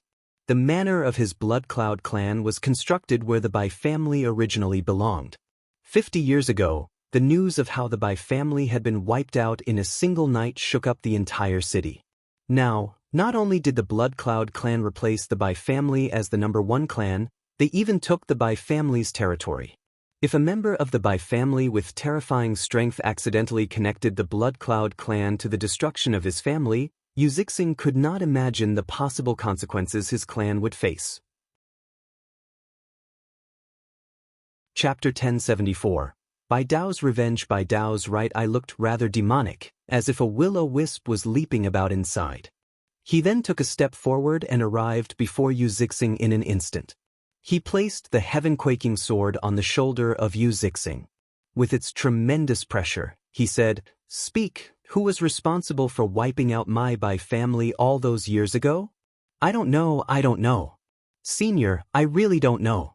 It has nothing to do with my Blood Cloud clan. Yu Zixing was utterly terrified. The pressure from the king armament seemed to invade his soul, and he could not even think of resisting in that moment. He was a saint ruler, but only someone who had reached that level recently. He still belonged to the first heavenly layer. A dense killing intent flashed through Bai Dao's eyes. Then is there still any use to leave you around if you don't know? With that, Bai Dao swung the heaven-quaking sword before Yu Zixing could explain, beheading him. At the same time, a great energy shot out from the sword and into Yu Zixing's head, wiping out his soul. A talented saint ruler died just like this. The light in Bai Dao's right eye danced about crazily. God damn it, you brat, why did you kill him? Didn't you hear that his master was an imperial protector of the Karl Empire? You drive me insane. You're just causing problems for me. Venerable Poison Sword's enraged voice immediately rang through Bai Dao's head with the death of Yu Zixing. Bai Dao's face remained the same, completely ignoring the Venerable Poison Sword's cries. He slowly swept his gaze over the manor of the Blood Cloud clan, and he murmured, "This place belongs to the Bai family. It will always belong to the Bai family. No one can take this sacred piece of land away. I'll kill whoever does." Bai Dao spoke very softly, but it was filled with killing intent. Every member of the Blood Cloud clan heard what he said clearly. He then gazed past the people of the Blood Cloud clan and continued, "Who is the one responsible for the Bai family back then? Speak and I will spare you." Everyone was pale-faced. Their legs trembled since they were utterly frightened. No one dared to say anything. Yu Zixing was a saint ruler, yet he was slain without even being able to fight back. That affected them all greatly. Killing intent surged within Bai Dao's eyes. He murmured, "Since you don't know, you can all go die." Bai Dao slowly raised the heaven-quaking sword, before swinging it down with lightning speed. Boom! With a great sound from the center of Hellfire City, the greatest clan in the city was wiped out in an instant. No one was left alive, suffering a fate similar to the Bai family all those years ago. The luxurious manor was reduced to ruins. The destruction of the Blood Cloud clan shook the entire city very soon, astounding everyone. Countless people went to see exactly what was happening. Bai Dao stood in the ruins of the clan with his arms crossed as he zoned out at the floor. His eyes were dull and filled with reminiscence, as if he was trying as hard as he could to think back to all the times from before. The king armament was stabbed into a tough piece of rock by his side. It radiated with a great pressure, causing everyone in the surroundings to shiver in fear. No one dared to approach him, watching on from afar as sounds of discussions constantly rang out. A huge stone pillar stood behind Bai Dao, and on it was carved some large forceful words. "A descendant of the Bai family has returned with the beast fur. Come get it." A powerful clan that was equivalent to hermit clans had just been wiped out in an instant.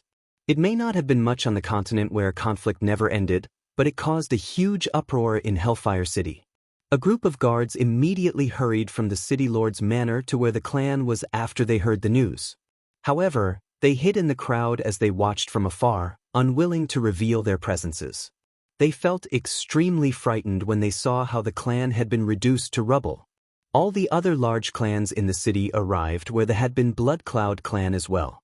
Without a single exception, all of them hid in the distance, fearfully staring at the black figure in the ruins. To all of them, the black figure seemed like a demon from hell. Bai Dao was that terrifying. The huge pillar in the ruins became the center of attention as well. When they saw the words carved on it, many people immediately guessed Bai Dao's identity. He was actually a member of the Bai family that had been wiped out 50 years ago. An old man in dragon robes and a crown sat in the study of the imperial palace in the Karl Empire as he read in interest. There was only him in the quiet study, but powerful presences erupted from the corners of the room from time to time. The old man was the emperor of the Karl Empire. He was not very powerful, but he possessed great authority. The way the Karl Empire was controlled differed from how the Holy Empire was controlled. On the surface, the Holy Empire seemed to be controlled by the imperial family, but true control was actually in the hands of the three great clans. The imperial family was just a puppet to the three clans. Even the position as emperor would be switched between members of the three clans. The Karl Empire, on the other hand, completely fell to the control of the imperial family. It was the same as the Felicity Empire. At this moment, the space around the emperor rippled slightly and a man shrouded in a black cloak silently appeared. He passed on a letter in his hands politely and said, "Your Majesty, this is an urgent letter from Hellfire City." The emperor looked up before slowly putting down the book in his hand. He took the urgent letter and began to read it.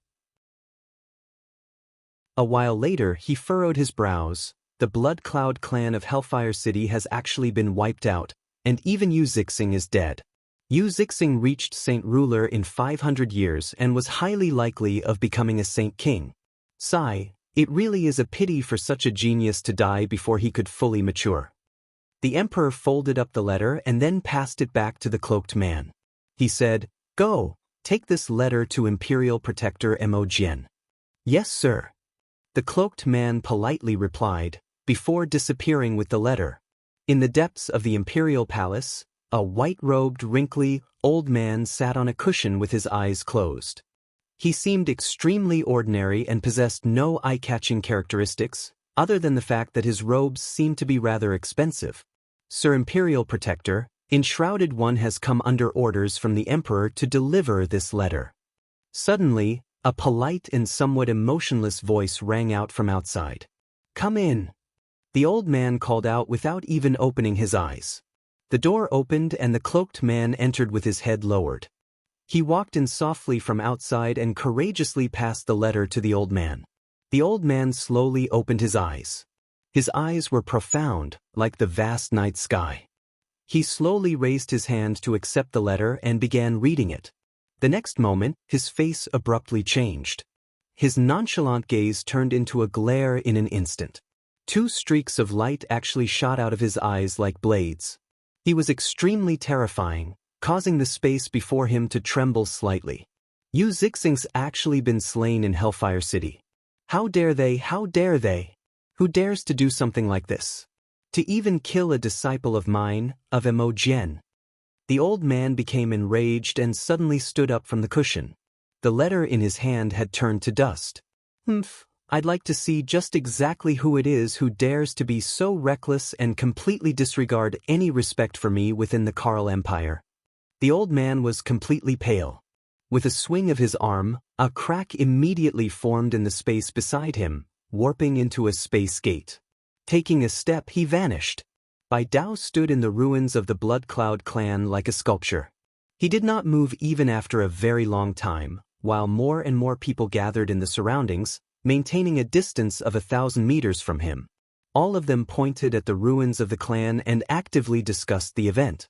The Bai family of Hellfire City from 50 years ago, which had almost forgotten Bai people, slowly returned to all their memories as well. A descendant of the Bai family has returned with the beast fur. Come get it. Maybe the destruction of the Bai family had something to do with this beast fur? For the descendant of the Bai family to return in such a brazen fashion, he probably wants to lure out the culprit who devastated his family all those years ago and then take revenge. But just what level of strength does this descendant possess? Even Yu Zixing, a saint ruler, wasn't his opponent. This is just too frightening. Discussions constantly rose from the crowd. Though, the words carved into the pillar behind Bai Dao had answered many of their questions. Suddenly, a colorful space gate appeared in the air about the ruins. Before the person who had created the space gate even emerged, a vast presence blanketed the surroundings, stretching out in a bold manner. It actually enveloped the entire city. Everyone in Hellfire City stopped what they were doing at that moment. They stared at the sky in shock. Many of them could not see the space gate high up in the air, but they could feel where the presence was coming from. Bai Dao finally began to faintly move in the ruins of the Blood Cloud clan. He slowly raised his head and glared at the space gate in the air. His expression did not change. However, Bai Dao's right eye flashed vigorously. Venerable Poison's word exasperated voice rang out in his head, "A fifth heavenly layer Saint King. It's a fifth heavenly layer Saint King. Bai Dao, you brat. You've actually provoked a fifth heavenly layer Saint King. God damn it, if you don't want to live anymore, at least don't drag me to my death as well. Experts like these may have been nothing to me when I was at my peak, but my current condition. Sigh, you sure have made it disastrous for me now." Chapter 1075. The Saint King Mo Jian. Two different kinds of light flickered in Bai Hai's eyes. He seemed to completely ignore Venerable Poison Sword's anger and stared at the space gate in the air emotionlessly. His eye that remained normal revealed some sternness. The heaven-quaking sword erupted from the rock it had been stabbed into. It became coated in a thick layer of energy, shattering the rock. OT then flew into Bai Dao's hand as if it possessed a spirit. After blanketing the surroundings with a violent presence, a white-robed, wrinkly old man slowly emerged from the space gate. Immediately, an indomitable might began to radiate from him, deeply shocking everyone in the city. It was like the descent of a supreme lord. The old man looked down at everyone like a king lording over his citizens. His face was prideful and cold while his eyes shined with interest. He stared closely at Bai Dao, who stood in the ruins, and growled, "Was it you who killed my disciple?" Bai Dao did not fear him. He stared at the old man and emotionlessly asked, "You must be Yu Zixing's master, the imperial protector of the Karl Empire, Mo Jian." "Correct, that is me," Mo Jian coldly replied. Bai Dao's gaze remained icy. "The land beneath me belongs to my Bai family. No one can take it. I'll kill whoever tries." Mo Jian furrowed his brows slightly with that. He seemed to stare at Bai Dao in disbelief. "You're a member of the Bai family?" The Bai family was a great clan that possessed a saint ruler in the past, so even Mo Jian had heard about the clan before. What he did not understand was, when did an expert like this appear in the Bai family? "Correct." Bai Dao's face remained the same as before. Mo Jian's face grew colder. "Since you're a member of the Bai family, you're also someone of the Karl Empire. In other words, you're no outsider. However, you killed me disciple, so you have to give me an explanation for this." "If you want an explanation, I'll give you one," growled Bai Dao. A vast battle intent immediately erupted from him, surging into the sky. It caused the wind and clouds to churn. The heaven-quaking sword in his hand also erupted with a shocking sword chi. "Bai Dao, my strength is far from my peak right now. I can't let you waste it like this. Don't resist, I'll take over your body. This battle needs to be completed as soon as possible, or both of us will end up dead once all of my energy is expended." The venerable elder's voice rang in Bai Dao's head. Bai Dao said nothing and slowly lowered his head. At that moment, no one realized that the light in Bai Dao's left eye quickly vanished, becoming lifeless in the blink of an eye. Afterward, an odd light suddenly appeared in that left eye, flashing about. It was filled with an evil feeling. Now, both of Bai Dao's eyes had become demonic, as if two will-o-wisps were dancing around inside. Unexpectedly, Bai Dao rose from the ground, shooting into the sky like a rocket. The heaven-quaking sword in his hand also erupted with a bright green light. It was a potent poison. Not only was Venerable Poison's word powerful, he was someone who frequently used poison.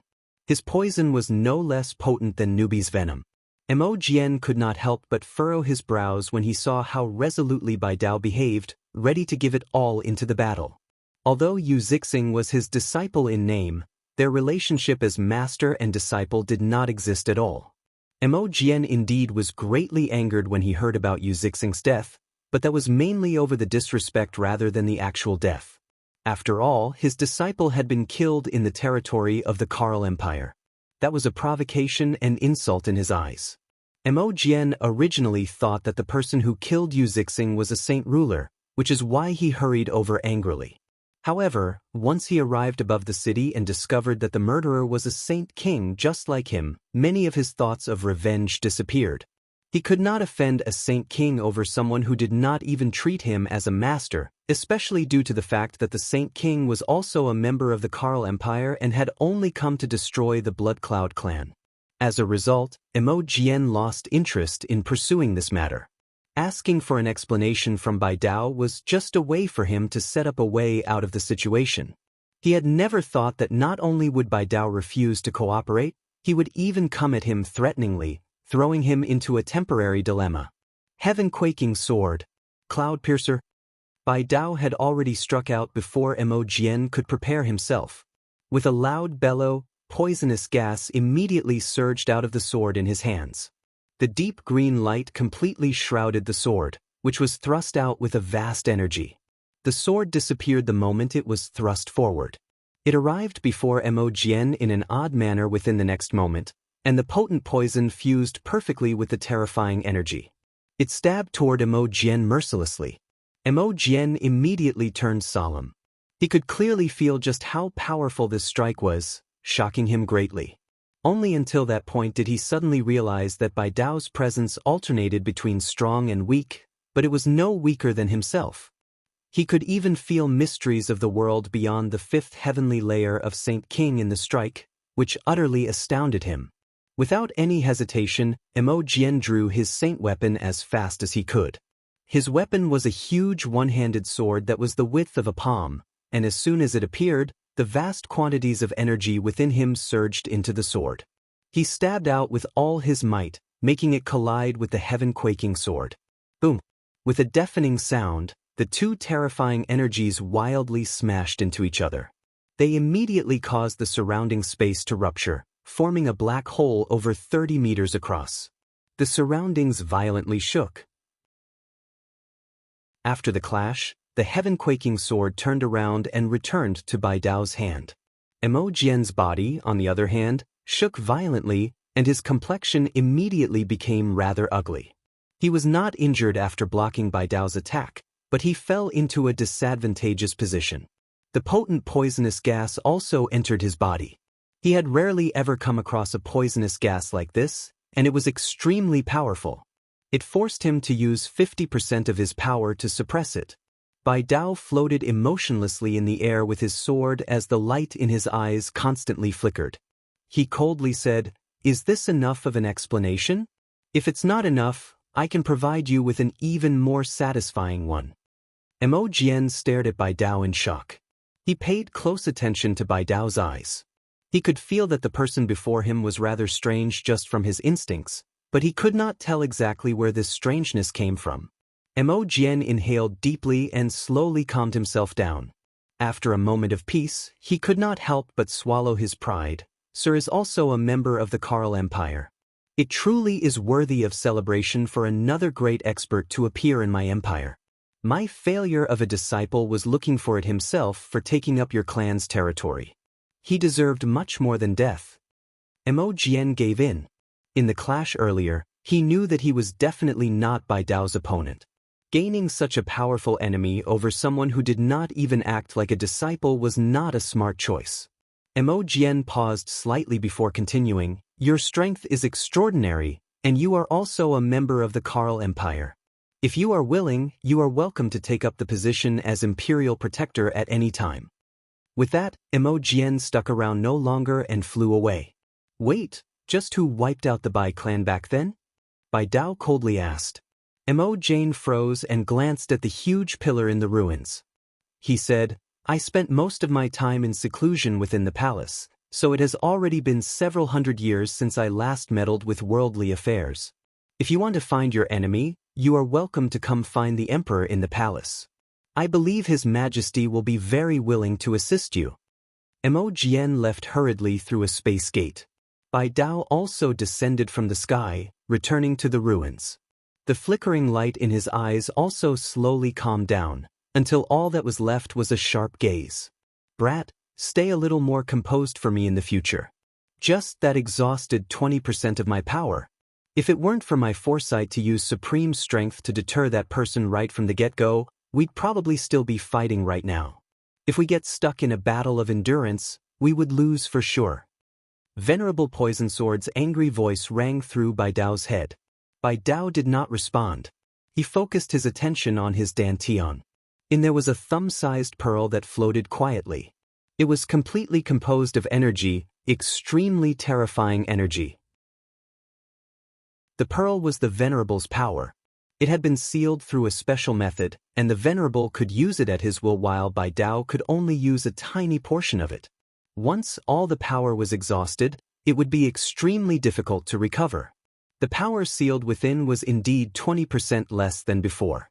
Bai Dao did not go to the imperial palace of the Karl Empire. He waited there silently in the ruins. He had a feeling that those people would definitely come. In the blink of an eye, night had already descended, blotting the entire world with darkness. In an extremely desolate region of the continent, a huge, jet-black divine hall silently stood in a mountain range. It radiated with a chilling aura. It seemed like a place where demons lived, enough to make people shiver in fear. Reporting to the Yama, a descendant of the Bai family has appeared in Hellfire's city of the Karl Empire. He has carved the fact that he had returned with the beast fur into a stone pillar. What should we do, Yama? A vague, evil-sounding voice sounded in the dark palace. What? A person of the Bai family has returned to Hellfire's city with the beast fur? Is that true? A husky voice rang out from the pitch-black hall. It sounded like the shrieks of ghosts. It is completely true. However, he seems to be very powerful. He fought off an imperial protector of the empire without suffering defeat. A member of the Bai family has returned to Hellfire City with the beast fur. Looks like he knows the destruction of his clan 50 years ago was caused by the beast fur. However, we have to obtain the beast fur now that it has appeared once again. It doesn't matter just how powerful that person is. He can't stop us. Send the orders to summon the 10 Protector Kings to accompany me to Hellfire City. Chapter 1076, Trapped in the Yama Hall, 1. In the blink of an eye, 7 days had passed since the Blood Cloud clan had been wiped out in Hellfire City. During those 7 days, news regarding the event swept through Karl Empire like a storm. Since the person who had wiped them out in less than 10 minutes was a member of the Bai family, that news became the biggest drawing point. Afterward, various rumors appeared regarding the descendant of the Bai family as well as the destruction of the Bai family 50 years ago. They crazily spread across the Karl Empire. The imperial family of the Karl Empire did not respond in regards to how the Blood Cloud family was wiped out. Ever since their imperial protector Mo Jian had come back several days ago, they did nothing, indicating that they did not wish to interfere with Bai Dao's matters. After all, Bai Dao was also a member of the empire, and he was a saint king. He was an existence that the imperial family wished to pull over, so why would they take offense over the death of a saint ruler? During those 7 days, Bai Dao stood unmoving in the ruins of the Blood Cloud clan. He did not even take a single step from that place. The heaven-quaking sword remained stabbed into the ground beside him. Its luster was gone and it seemed extremely ordinary, but the pressure it possesses still existed. It slowly pervaded the surroundings, no longer making them seem so ordinary. A large crowd of people remained in the surroundings of the ruins, watching on from afar. During those few days, people had come and left. There were even a great group of people who had come from several thousand kilometers away just to see the awe of a saint king. Very soon, darkness descended on the earth once more.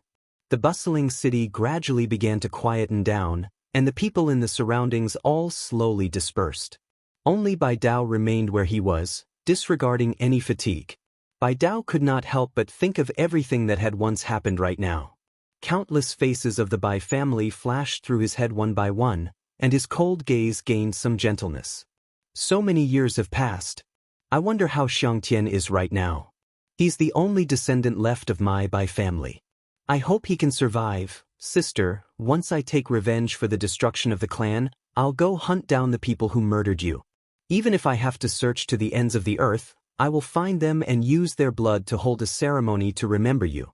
Sister, rest well. Your brother won't let you die for nothing. Bai Dao was filled with deep sorrow. When the Bai family had been wiped out all those years ago, only he and his sister survived. Now that Bai Yuntian was dead, all that was left in the family was him. Suddenly, Loneliness began to pour out of Bai Dao's heart. He felt so lonely at the moment, as if he was the only one left from the glorious Bai family all those years ago. He had always remained in the soul-claiming mountains in recent years, having only left a few days ago. He had not learned about the major events occurring across the Tianyuan continent.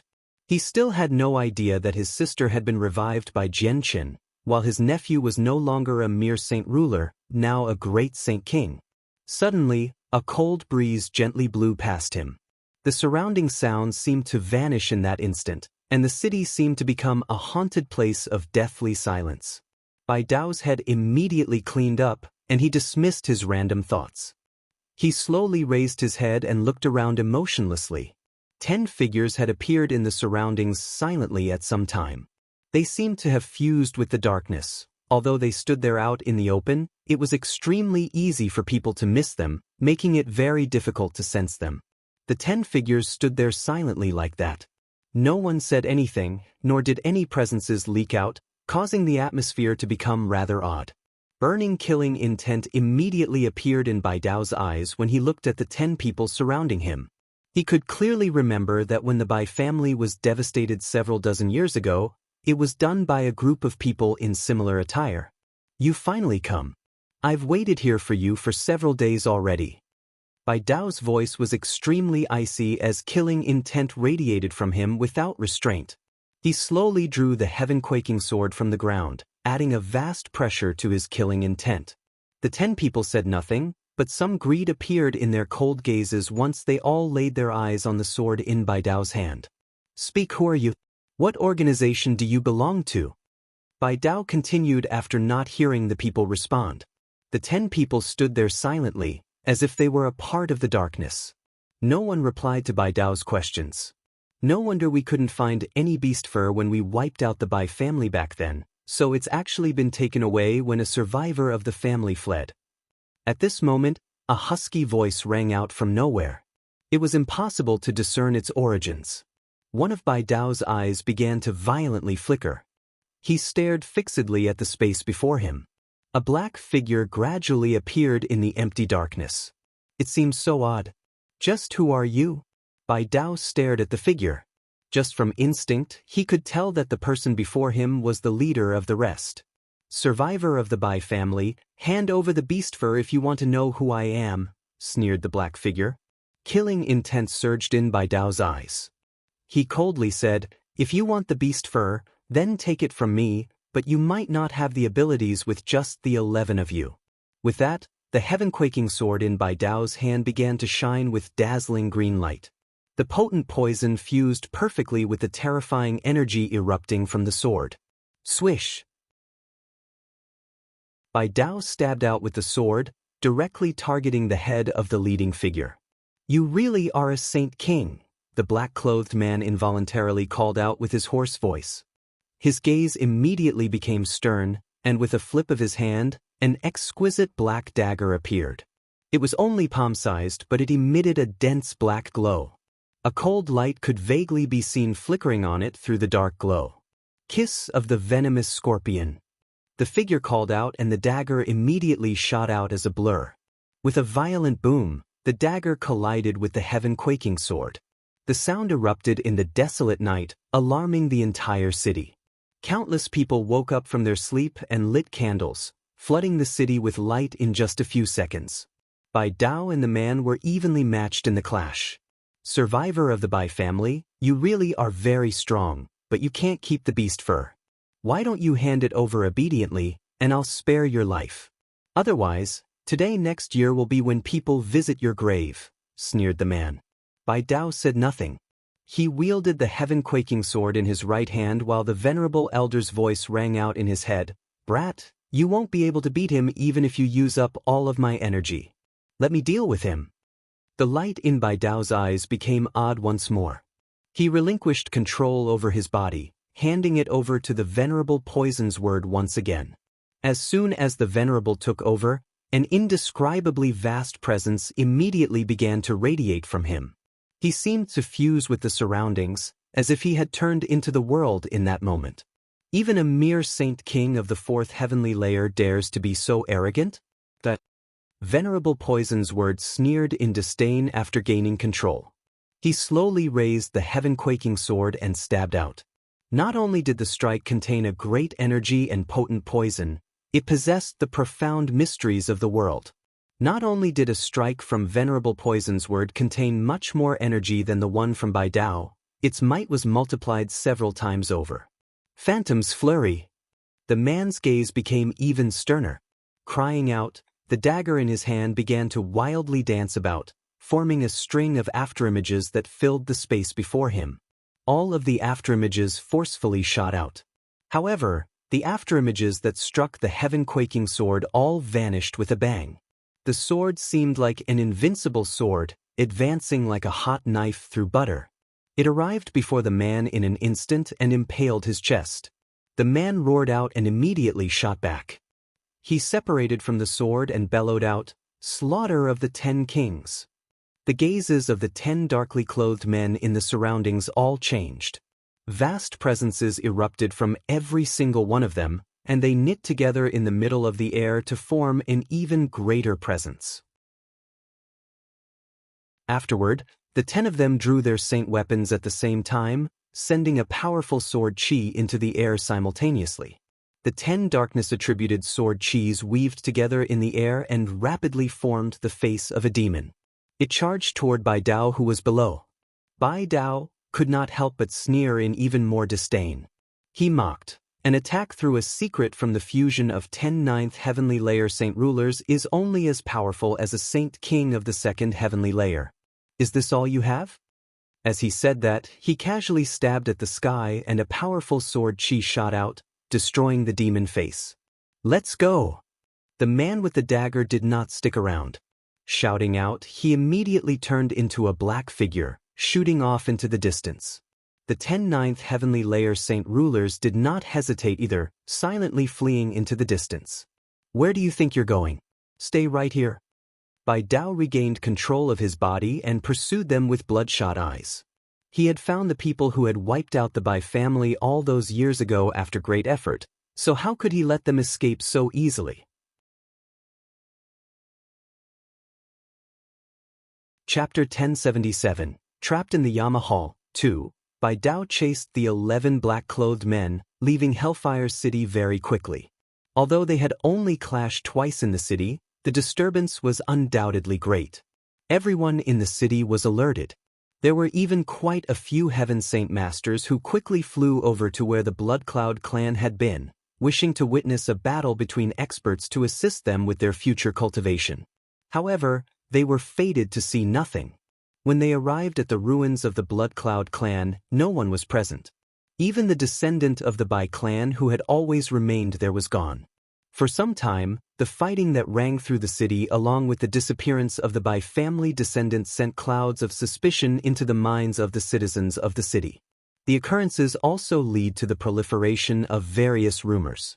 The descendant of the Bai family killed Imperial Protector Mo Jian's disciple. The Imperial Protector has gathered his friends to capture him. The descendant of the Bai family has aggravated a great expert by wiping out the Blood Cloud clan and has been taken away. It's probably because the Bai family descendant has gained the attention of some expert of the continent through the beast fur, leading to another intense conflict. He cannot win, so he has already fled. I think it's extremely likely that the people who wiped out the Bai family all those years ago have appeared again.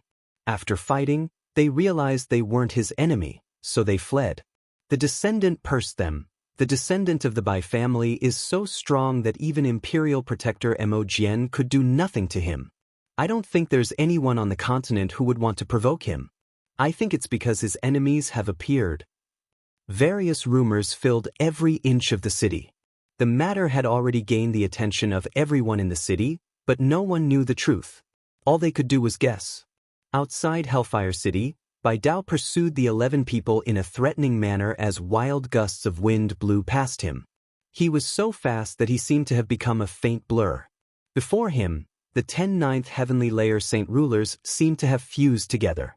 They used a special secret technique to merge all their powers, maintaining a distance from Bai Dao throughout the pursuit. Every time Bai Dao was about to catch up to them, their speed would skyrocket and widen the distance between them in an instant. Very soon, Bai Dao had already pursued them at full speed for one whole day and night. They moved extremely quickly, traversing several 100,000 kilometers in just a day. Brat, this doesn't look right. They seem to be intentionally drawing you in with how they're acting. Be a little careful. Venerable Poison Sword's voice rang out in Bai Dao's head. Don't worry, I'm not an idiot. I know exactly what I should be doing, Bai Dao coldly replied. Now that his enemies were right before him, his killing intent boiled inside. He knew that he could finally return the debt of blood from 50 years ago. In the blink of an eye, another 3 days passed. Bai Dao had already traveled more than 1,000,000 kilometers as he pursued the group of people. It was late, and thick clouds blanketed the sky, completely obscuring the light of the moon. Thus, the night was extremely dark, so dark that vision was severely limited. After chasing them for 4 days, Bai Dao continued to tail them with no intention of giving up.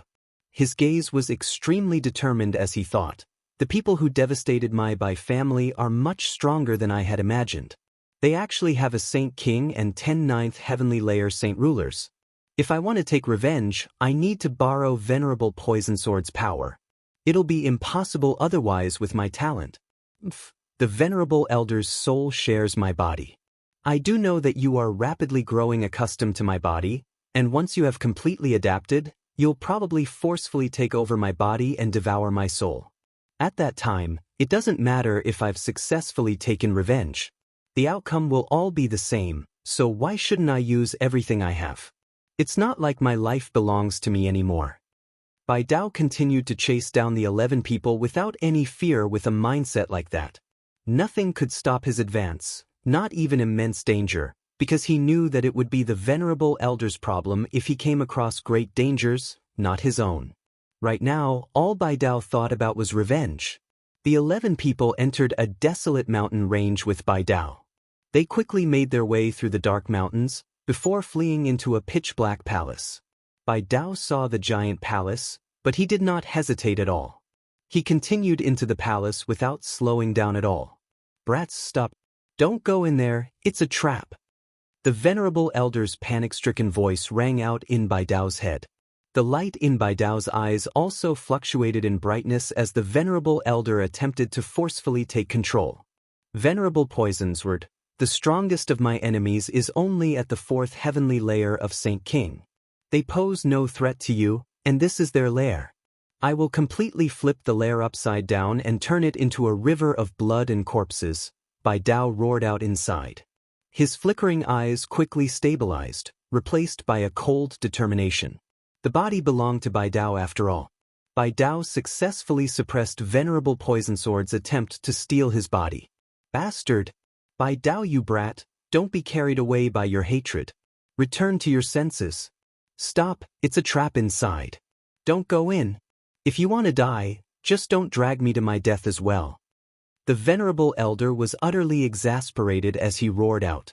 Bai Dao completely ignored what he said, entering the palace in the form of a black blur. As soon as he made his way in, the main entrance immediately slammed shut.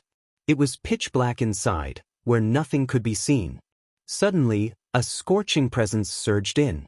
The temperature of the palace began to skyrocket and black flames appeared on the ground. It formed an odd formation, trapping Bai Dao. God damn it! This is a formation, brat. You've been trapped in the formation. The Venerable swore angrily as his hatred for Bai Dao seeped into his bones. Haha! Survivor of the Bai family, welcome to the Yama Hall of the 3 great assassination organizations of the continent. You are our first guest in the past 1,000 years, so please enjoy the scenery of our hall. A horrible voice appeared out of nowhere. It sounded like the sobs of a ghost, while its laughter seemed extremely sinister. God damn it, it's actually the Yama Hall of the 3 famed assassination organizations of the continent. I've been trapped by them. Bai Dao, you brat, you sure have brought disaster to me. The Venerable Elder wailed powerlessly. If he was at his peak, he could try adventuring into the Yama Hall, but he was nowhere as powerful as he had been before in his current form as a soul. There was almost no hope for him to escape after being trapped here. So what about the Yama Hall?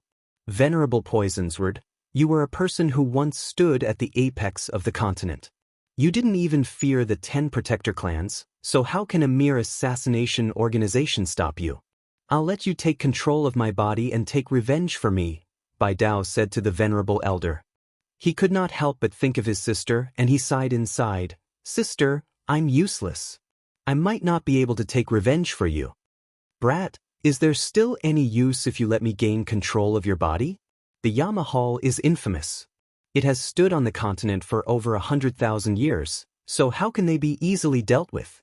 Especially with how you intentionally entered their lair. Why? You drive me crazy, Venerable Poisonsword swore as he took control of Bai Dao's body. Wielding the heaven-quaking sword in his right hand, he sternly stared at the surging black flames surrounding him. Heaven-quaking sword, heaven cleaver. Suddenly, he roared out and the sword immediately erupted with surging energy. With the sword raised up high, he stabbed at the ceiling of the palace. With a loud boom, the entire structure began to violently tremble. However, his devastating strike did nothing to the palace. Not even a crack had appeared. Haha, you still want to break out of this divine hall? I'd suggest you give up on that thought. This divine hall was created by a saint emperor, so unless you can deal a strike as powerful as a saint emperor, you can't break through it. The sinister laughter rang out from the dark room once more. What? It's a divine hall? Venerable Poisonsword became ashen from the great shock. He lost all hope while his resentment for Bai Dao reached a limit. He was tempted to rip Bai Dao into pieces and eat him alive.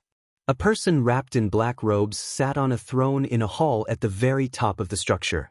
Below him sat 10 black-clothed people in 2 rows dressed in the exact same fashion as him. Yama, the survivor of the Bai family, has been trapped in the divine hall now. Should we kill him right now and take the beast fur from him? A person below asked. His voice was icy cold and completely emotionless. The person on the throne was the Saint King who fought against Bai Dao with a dagger in Hellfire City and was repelled by Venerable Poisonsword. He was one of the people who held the greatest power in the Yama Hall. The 10 people below him were the 10 protector kings of the Yama Hall, only standing below the Yama in status. There's no need to hurry. The survivor of the Bai family is very strong. He's at least at the 6th heavenly layer, so even though I can kill him, it'll cost me quite a lot of effort. It's not worth it. Since he has been trapped in the Divine Hall, he can't escape. It's a pity that the primary control of the Divine Hall is still in the hands of the former Yama. I can only use a small part of the Divine Hall's power, so I can't activate all the formations of the Divine Hall. Otherwise, would there still be a need for me to personally kill him? Just the power of the Divine Hall would be enough. The former Yama's been heavily injured and has been in seclusion for 1,000 years already. I think he should have roughly recovered after 1,000 years, so let's wait for the former Yama to execute him. The Yama had no other choice. In the battle 1,000 years ago against the Bloodsword sect, their organization was heavily damaged. They lost many experts and had yet to fully recover even now. Although they could kill Bai Dao right now, it would exhaust many experts, which was something they did not want to risk. All they could do was leave Bai Dao and the Venerable Poisonsword alive, leaving them trapped within the Divine Hall.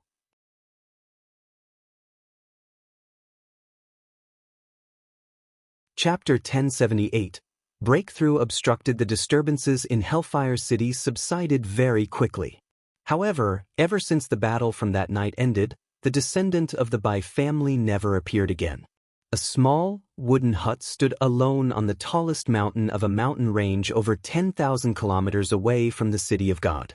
Even though it was buffeted by the cold wind all year round, it seemed to be deeply rooted to the ground.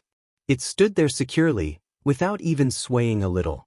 The layout of the hut was extremely simple to the point where it was hard to believe that it was inhabited. Other than a wooden bed, a table, and a chair, there was nothing else. Everyone inside, however, was spotlessly clean. On the bed lay a middle-aged beauty in a dark green dress. She was elegant and her face radiated with a certain righteousness. She possessed a striking appearance, and even though she was already middle-aged, she possessed supreme beauty. A single glance would be enough to discern that she was an enchanting woman in the past. Beside the bed sat a white-robed, middle-aged man. His face was filled with sorrow and pain, and he seemed rather haggard. He gently held the woman's white hand. "Kayun, you've slept for 1 whole year. I know that you only sealed yourself off from your aching heart and that you don't want to wake up ever again. Kayun, it's me who can't make it up to you. It's me who has no right to see you. The one who should have suffered punishment like this should have been me, not you. Kayun, why are you so silly? Kayun, can you hear me? Don't be so stubborn. Don't be like this, all right? Wake up. Do you know that I feel horrible when I see you like this?" Such agony. Hao Wu sat beside Zarkin, gently murmuring to himself as he held her hand. His face revealed the pain he felt. Ever since he had brought Kayun away from the city of God, she had always remained unconscious. "Kayun, maybe Muir can wake you up. Do I have to go find Muir?" Hao Wu murmured as bitterness filled him. He knew extremely well that Muir really hated both him and Kayun. It would be virtually impossible to get her to awaken Kayun with her zither music. And if he really did try something like that, it would probably deepen the heavenly enchantress' hatred for him. What should I do? Just what should I do? Kayun, when are you going to wake up? In the blink of an eye, another 2 years passed. It had been 3 whole years since Jian Chen had arrived in Mercenary City. Jian Chen sat like a sculpture in the room Xiao Ling forged from energy deep below Mercenary City. He did not move at all, not even energy rippled from his body. In the silent and ice-cold room, the space there seemed to pulse like a beating heart. A profound aura filled the surroundings, possessing the indescribable truths of the world. Jian Chen sat there just like that, borrowing the mysteries of the world invoked by Xiao Ling to comprehend the truths of the world, as well as the laws of the world. After 3 years of hard work, the rate he improved at could not be described with words. He advanced from the 7th heavenly layer to the 9th heavenly layer in terms of comprehension during those 3 years and had stagnated at the 9th heavenly layer for a whole year. He was at the peak right now, only an inch away from reaching the comprehension of a Saint King. Bai Hai and Huang Tianba remained at the 7th and 6th heavenly layers respectively from 2 years ago. Their talents were nowhere near as great as Jian Chen's, so even with Xiao Ling's assistance, they failed to advance 1 minor cultivation level a year. However, the speed at which they comprehended the secrets meant it would require another 3 years before they could break through once more. The reason why they had broken through together in just 1 year before was because they had stagnated at that level for several years already. They had already reached the peak, which was why they could make a breakthrough so soon. The two of them were still ravished with joy even though they had just made 1 breakthrough in 3 years, as they would have to waste at least several decades or even over 100 years to break through when they comprehended the mysteries by themselves. With Xiao Ling's assistance, the time required had been reduced several times over, perhaps even more than 10 times over. In 3 years, Huang Wan's strength increased quickly as well. She reached the 4th heavenly layer of Saint Ruler, while only Chang Wuji and Yang Ling remained as Heaven Saint Masters. Chang Wuji's talent was ordinary. He had consumed heavenly resources before, but he was virtually at the end of his 1,000-year life. He seemed to have run out of momentum, so even with the assistance of the 3 beast furs, he failed to comprehend the mysteries of the world completely. He remained at the peak of Heaven Saint Master. On the other hand, Yang Ling had not broken through, but he still had a lot of time ahead of him. As a result, breaking through was only a matter of time for him.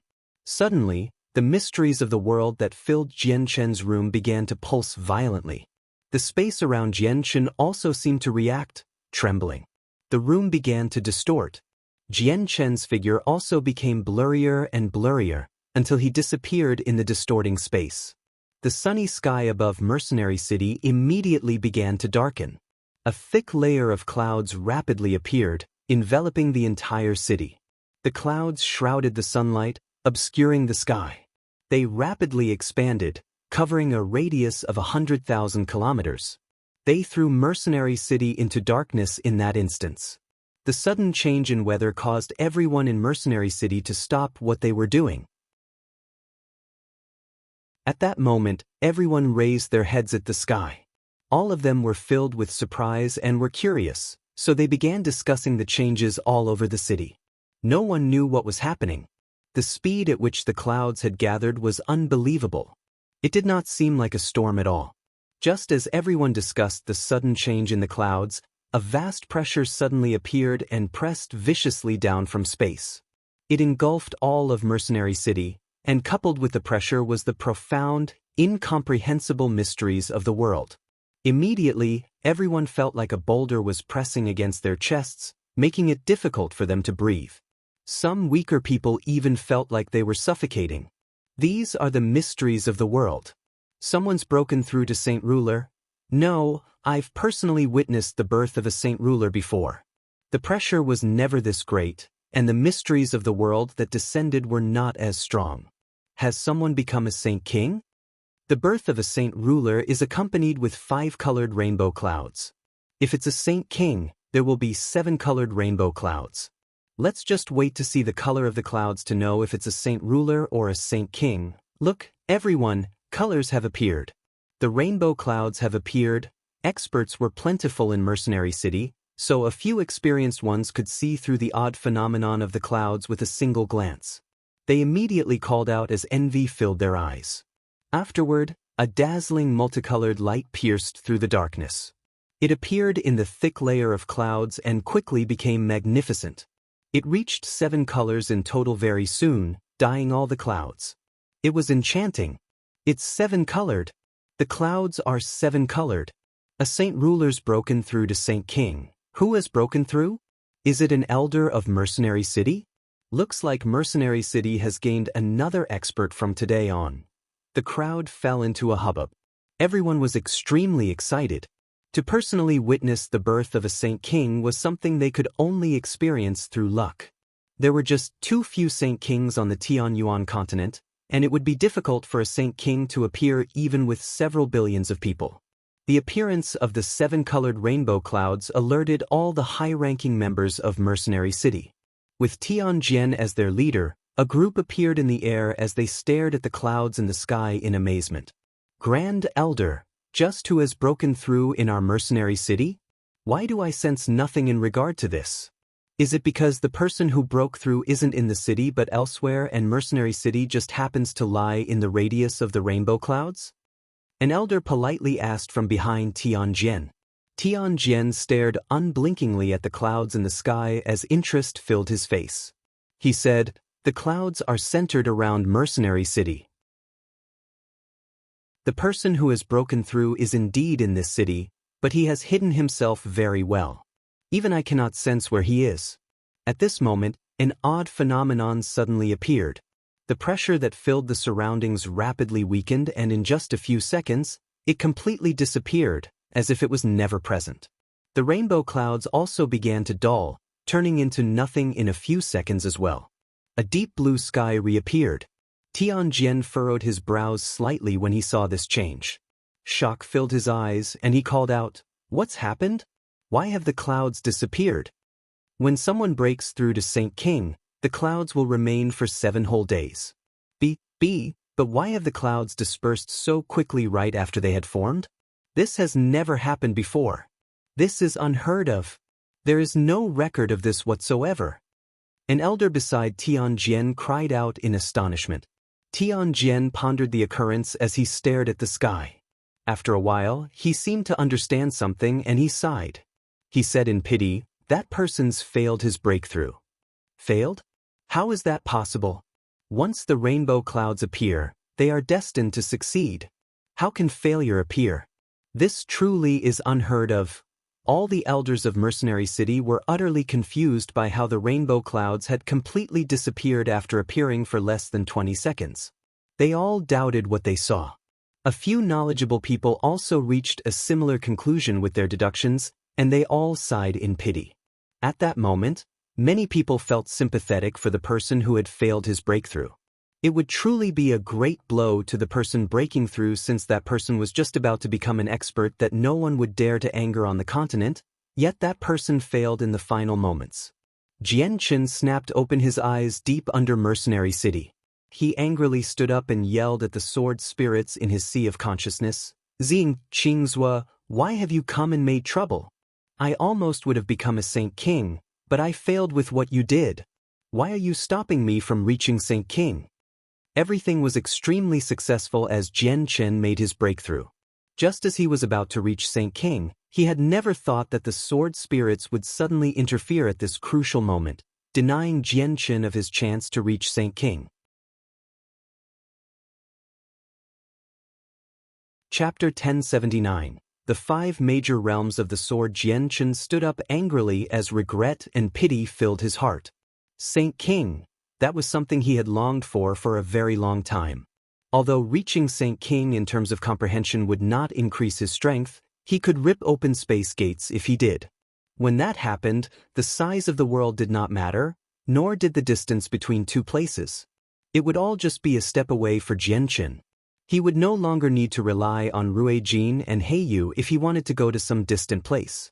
Saint King was the level of cultivation Jian Chen had yearned for. He did not lack prowess in battle. He lacked cultivation. Master, you can't continue your comprehension of the mysteries of the world because it'll only be detrimental to you, Qing Suo timidly explained as she sensed Jian Chen's anger. Master, we stopped you from reaching Saint King for your own good. You can't reach Saint King. Ziying's voice also rang out in Jian Chen's head. It sounded extremely stubborn, as if he would obstruct Jian Chen no matter how angry Jian Chen became. Jian Chen calmed down very quickly with that. He suppressed his anger and growled, Ziying Qing Suo, just what is this about?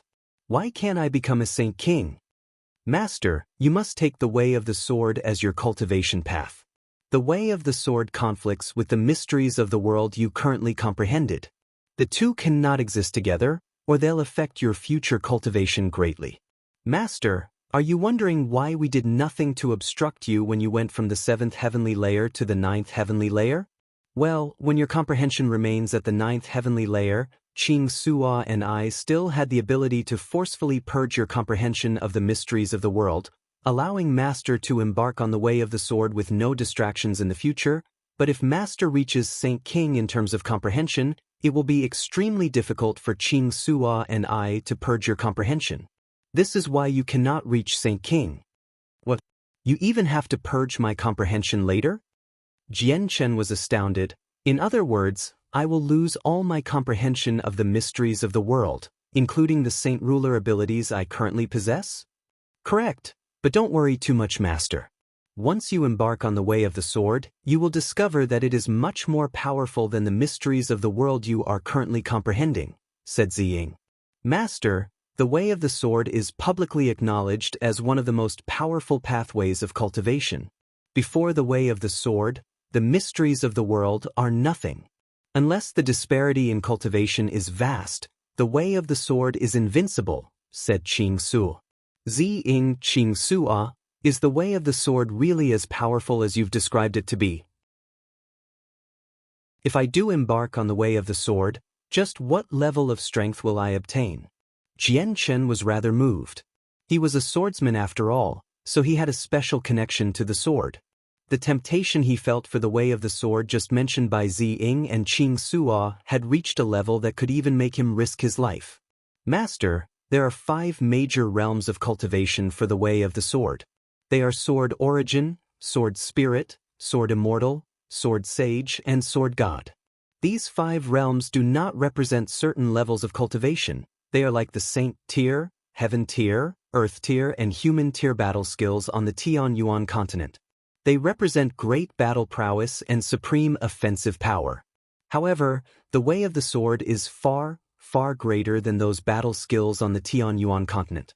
The disparity is basically a huge chasm. Even the weakest sword origin far exceeds Saint tier battle skills by several times over. And once you reach the sword origin realm, every time you attack, every strike you make will far exceed the strength of Saint tier battle skills. At the same time, they are unlike the Saint tier battle skills which consume vast amounts of energy when they are used and cannot be used consecutively even by Saint Kings, explained Ziying. He paused slightly, pondering a little before continuing. The way of the sword is extremely suitable for Master. If Master embarks on this path of cultivation, you will possess a supreme advantage over others. If Master reaches the Sword Origin realm, Master will probably be no weaker than Saint Kings of the 9th heavenly layer, while Master will have no need to fear even Saint Emperors if you reach the Sword Spirit realm. Also, the battle prowess gained by these realms will increase as Master's base strength grows. The Way of the Sword was like a heaven-tier battle skill. If it was given to an Earth Saint Master, they would be able to display the strength of a Heaven Saint Master, and if a 6th cycle Earth Saint Master cast it, they would even be able to heavily injure Heaven Saint Masters. At the same time, if the same Heaven-tier battle skill was used by a Heaven Saint Master, the strength would be even greater. Once one of the 5 major realms was reached, battle prowess and offensive capabilities that would be increased, not the person's base strength. At the same time, this boosted battle prowess would increase with the growth of base strength. Jian Chen currently possessed the battle prowess of a 7th heavenly layer Saint King, but this was brought upon by the Emperor armament. Without it, he would only be as powerful as a Saint King of the 3rd heavenly layer. That was Jian Chen's base strength. Although his comprehension of the mysteries of the world was far below that, the energy within him had reached the 3rd heavenly layer, which he could also use as he willed. Jian Chen immediately became filled with excitement because of what the sword spirits said. He no longer resented them for obstructing his attempt to reach Saint King. Instead, it was replaced by a powerful desire to learn the way of the sword. Master, do you still remember when you fought with Sarkayun outside the City of God? You entered a wondrous state during that fight, unintentionally dealing an attack that exceeded your current strength. That was actually the way of the sword, but only the edge of the 1st realm. It's just a pity that you don't have your fated swords, or Master would have reached the 1st realm long ago. Zi Ying's voice was filled with pity. Jian Chen immediately thought back to when he fought Sarkayun and reached an understanding. He murmured, "So I had touched the edge of the way of the sword back then. Now I know that that was actually the way of the sword." Jian Chen looked forward to the way of the sword even more now. He felt like this was the cultivation pathway that suited him. Master, if you want to embark on the way of the sword, you need to obtain your fated swords. Only after successfully forging the azulate swords can you comprehend that pathway and reach sword origin, said Qing Sua. He also displayed much anticipation. Ever since the sword spirits took Jian Chen as their master and brought his soul to the Tianyuan continent, Jian Chen's future cultivation pathway was destined to be the way of the sword. It was just that he had never possessed his fated swords, delaying the time when he would step on the way of the sword. This was why Jian Chen was forced into a cultivation pathway that belonged to this world, so that he could survive. The sword spirits had also been waiting for the day when the azulate swords would be forged after all these years. Only by forging the azulate swords would Jian Chen gain his fated swords, allowing him to truly begin his journey on the way of the sword. The azulate swords, the azulate swords. It's the azulate swords again. Jian Chen became troubled. The materials for the swords were just too difficult to find. Every single one could only be found through luck, so he could not obtain them just because he needed them. Jian Chen gently sighed. He would never give up no matter how hard it would be to find the materials. Not only was this because of the 2 supreme swords he had longed for, it was also so that he could successfully comprehend the way of the sword and enter the 1st major realm, sword origin. Zi Ying, Qing Sua, just how many materials do I lack before I can forge the azulate swords? Jian Chen asked. There's still 4 more. We already have some leads for one of them, which is the Heaven's Soulstone Master came across when you faced the assassination of Yamahal. Although we've already obtained a little from that assassin, it's nowhere near enough, said Zi Ying. The Heaven's Soulstone and the Yamahal, Jian Chen softly murmured as a gleam of cold light flashed through his eyes. There was no longer any point for Jian Chen to stick around now that his breakthrough had been obstructed and that he could not reach Saint King. After checking on Bai Hai and the others, he roused Huang Luan from her cultivation and bid farewell with Xiao Ling, before leaving with Huang Luan. Although he wanted to leave Huang Luan there so she could continue her comprehension, the seal in Huang Luan's head had not been erased yet. As a result, he wanted to take Huang Luan to the Protector clan and find a method to remove the secret technique. He could bring Huang Luan to the city at any time in the future and have Xiao Ling assist her in comprehending the mysteries of the world. Xiao Ling unwillingly bid farewell to Jian Chen before sending Jian Chen and Huang Luan to the surface of the earth. When the two of them appeared, the disturbance from the rainbow clouds still lingered about, so they could hear discussions regarding the clouds everywhere. Jian Chen, why are there so many people talking about 7-colored rainbow clouds and someone reaching St. King? Are they talking about you? Have you reached St. King now? Huang Luan stared fixedly at Jian Chen with her large eyes as she asked in surprise. Affection filled her eyes as she looked at him. Right now, Jian Chen's head was filled with matters regarding the way of the sword and the azulate swords, so he had stopped caring about his failure to reach St. King long ago. He could not help but smile after hearing what Huang Luan had said. He replied completely unperturbed, "They seem to be talking about me. I did indeed fail my breakthrough, so my comprehension is still at the 9th heavenly layer of Saint Ruler."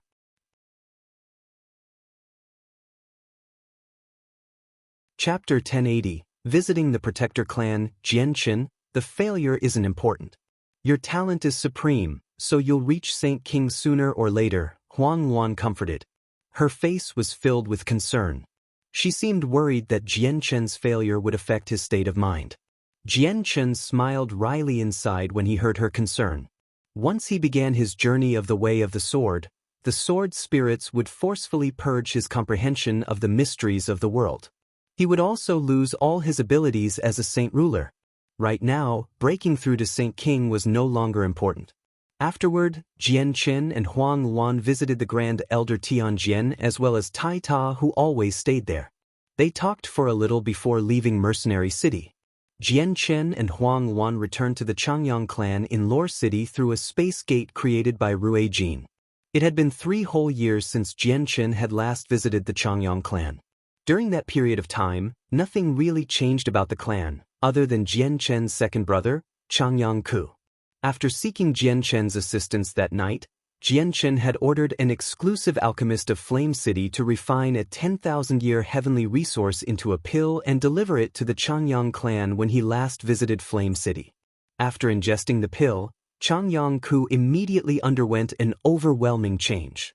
His ordinary talent was completely raised to the level of a genius. Not only did his strength increase, his rate of cultivation also became extremely fast. He had become a Earth Saint Master now, and he was at the 3rd cycle. At night, Jian Chen and Huang Luan arrived in the fragrant garden behind the clan. Huang Luan had changed into a luxurious, snow-white dress in an attempt to dress like the young lady of a large clan. Any heroic spirits present on her had completely disappeared. She seemed more like a loving, considerate, and well-educated wife. Huang Luan gently hugged Jian Chen's arm. She leaned her head on Jian Chen's shoulder as they slowly strolled through the garden. Her face was filled with happiness. "Jian Chen, I want to go the sea realm to cultivate after some time. The water-attributed energy there is extremely dense, so it's very suitable for my water spirit's body. I believe that if I cultivate there, the rate at which my strength will increase will not be slower than in Mercenary City." Huang Luan looked at Jian Chen tenderly as she spoke. Her voice was gentle and pleasant. Jian Chen obviously did not turn down Huang Luan's suggestion. The water spirit's body was different from ordinary constitutions. The effects of cultivating in a place with rich water-attributed energy would indeed be impressive, allowing someone with that constitution to comprehend the mysteries of the world in greater detail. "Wanner, once I find a way to remove the seal in your head, I'll take you to the sea realm.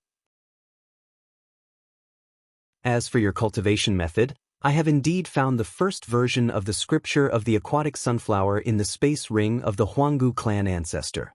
However, it's only an elementary Saint tier cultivation method. Let me see if I can obtain a better Saint tier cultivation method more suited for you from the sea goddess after I return to the sea realm. I think she knows quite a few as one of the 4 supreme experts from ancient times," Jian Chen caringly said. Huang Luan had already become his woman both in name and in reality, so he needed to put all his effort into forging her future. Huang Luan nodded obediently and sweetly smiled. She felt extremely moved with how much care Jian Chen was showing.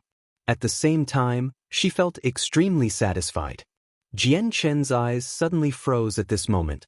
A delicate person in luxurious robes currently sat in a pavilion up ahead. Second aunt, Jian Chen whispered inside. Although all he could see was her back, he could tell with a single glance that she was his second aunt who had loved him like his own son since he was young. Jian Chen and Huang Luan hurried to the pavilion. Arriving before her, Jian Chen asked, "Aunt, it's already so late.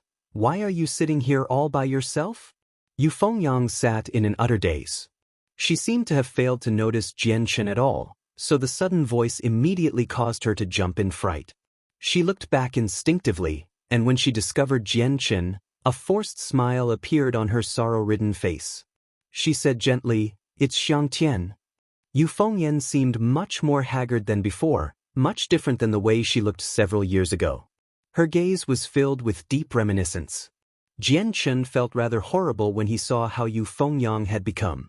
His second aunt had loved him very dearly when he was young. Although he was not her child, she treated him like her own, which was why she had taken up an extremely important position in Jian Chen's heart long ago. "Aunt, are you all right? Have you begun thinking about sister again?" Jian Chen asked in concern. He had learned about what had happened to his eldest brother and sister long ago. The accumulated longing and pain within Yu Fengyang gushed out uncontrollably when she heard Jian Chen mention Changyang Mingyue. She began to sob painfully as tears poured from her eyes like a fountain. She cried from her loneliness. Jian Chen's face darkened when he saw how painfully Yu Fengyan cried. He cared very much for his aunt, so he felt rather horrible seeing her like this. "I have no idea how Mingyue is right now. I haven't seen her in over a decade. Mingyue, I know you've become the holy maiden of the Ice God Hall now. When will you return to see your mother? It's been over a decade since I last saw you. I miss you so dearly," sobbed Yu Fengyan as her tears mixed with her voice. Jian Chen watched his weeping aunt with mixed emotions. After a moment of silence, he sighed inside and then proceeded to comfort her. "Aunt, don't be like this. I haven't seen sister in over 10 years as well, so I also miss her very much. Once I finish with my matters in a few days, I'll take you to the Arctic to go find sister." Yu Fengyang's face froze when she heard that. What Jian Chen had said was like a glimmer of hope in the dark to Yu Fengyang.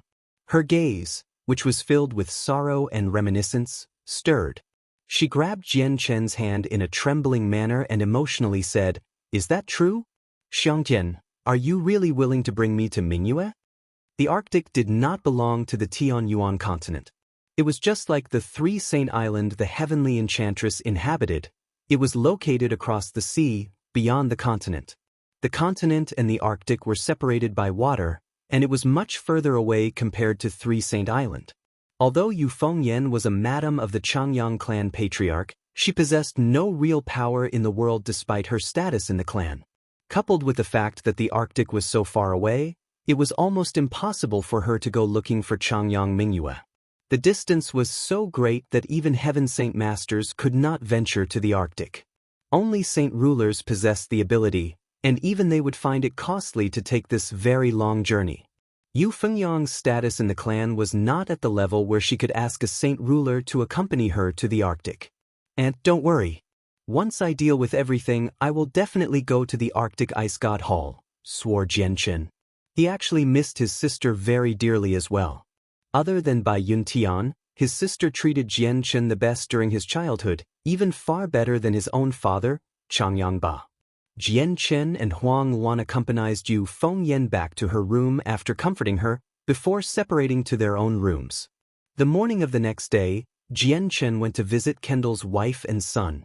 Their inn in Lore City was extremely famous. Everyone in the city knew about it.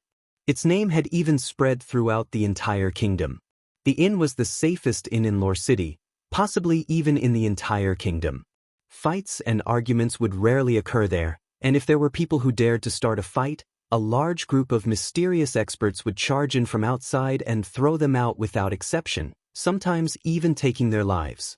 The inn was always protected by a group of mysteries experts. The identities of these people had already become a known secret in Lore City. Many people knew that they were members of the Changyang clan. Over time, it led to extremely few conflicts in the inn. Some fleeing mercenaries had even treated the inn as a safe haven. Jian Chen had already repaired San's saint weapon that had been destroyed by the people of the Yangji sect, allowing him to cultivate once more. He was no longer a cripple, and his talent was also improved by Jian Chen through heavenly resources. As a result, his cultivation speed was extraordinary. Jian Chen paid extra concern to the mother and son, almost to the point where he would care for the most trivial details. This was all so he could return Kendall's kindness. He had repaid Kendall's kindness countless times over to Sans and his mother. Bidding farewell to them, Jian Chen returned to the Changyang clan. Afterward, he left the city with Changyang Zhu Yunxiao, Changyang Zhu Yeyun, Changyang Zhu Yunkong, and Huang Luan.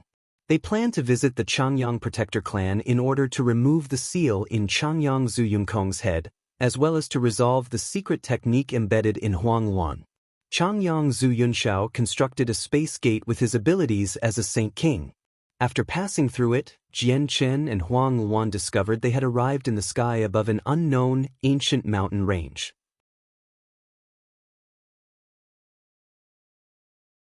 Chapter 1081. The bell of grand clarity chimes 9 times. Jian Chen and Huang Luan stood together 1,000 meters in the air as they observed their surroundings. Changyang Zhu Yunxiao, Changyang Zhu Yeyun, and Changyang Zhu Yunking stood beside them. They varied in expression. The couple were extremely excited while Changyang Zhu Yunkong was extremely dejected. He felt heavy-hearted.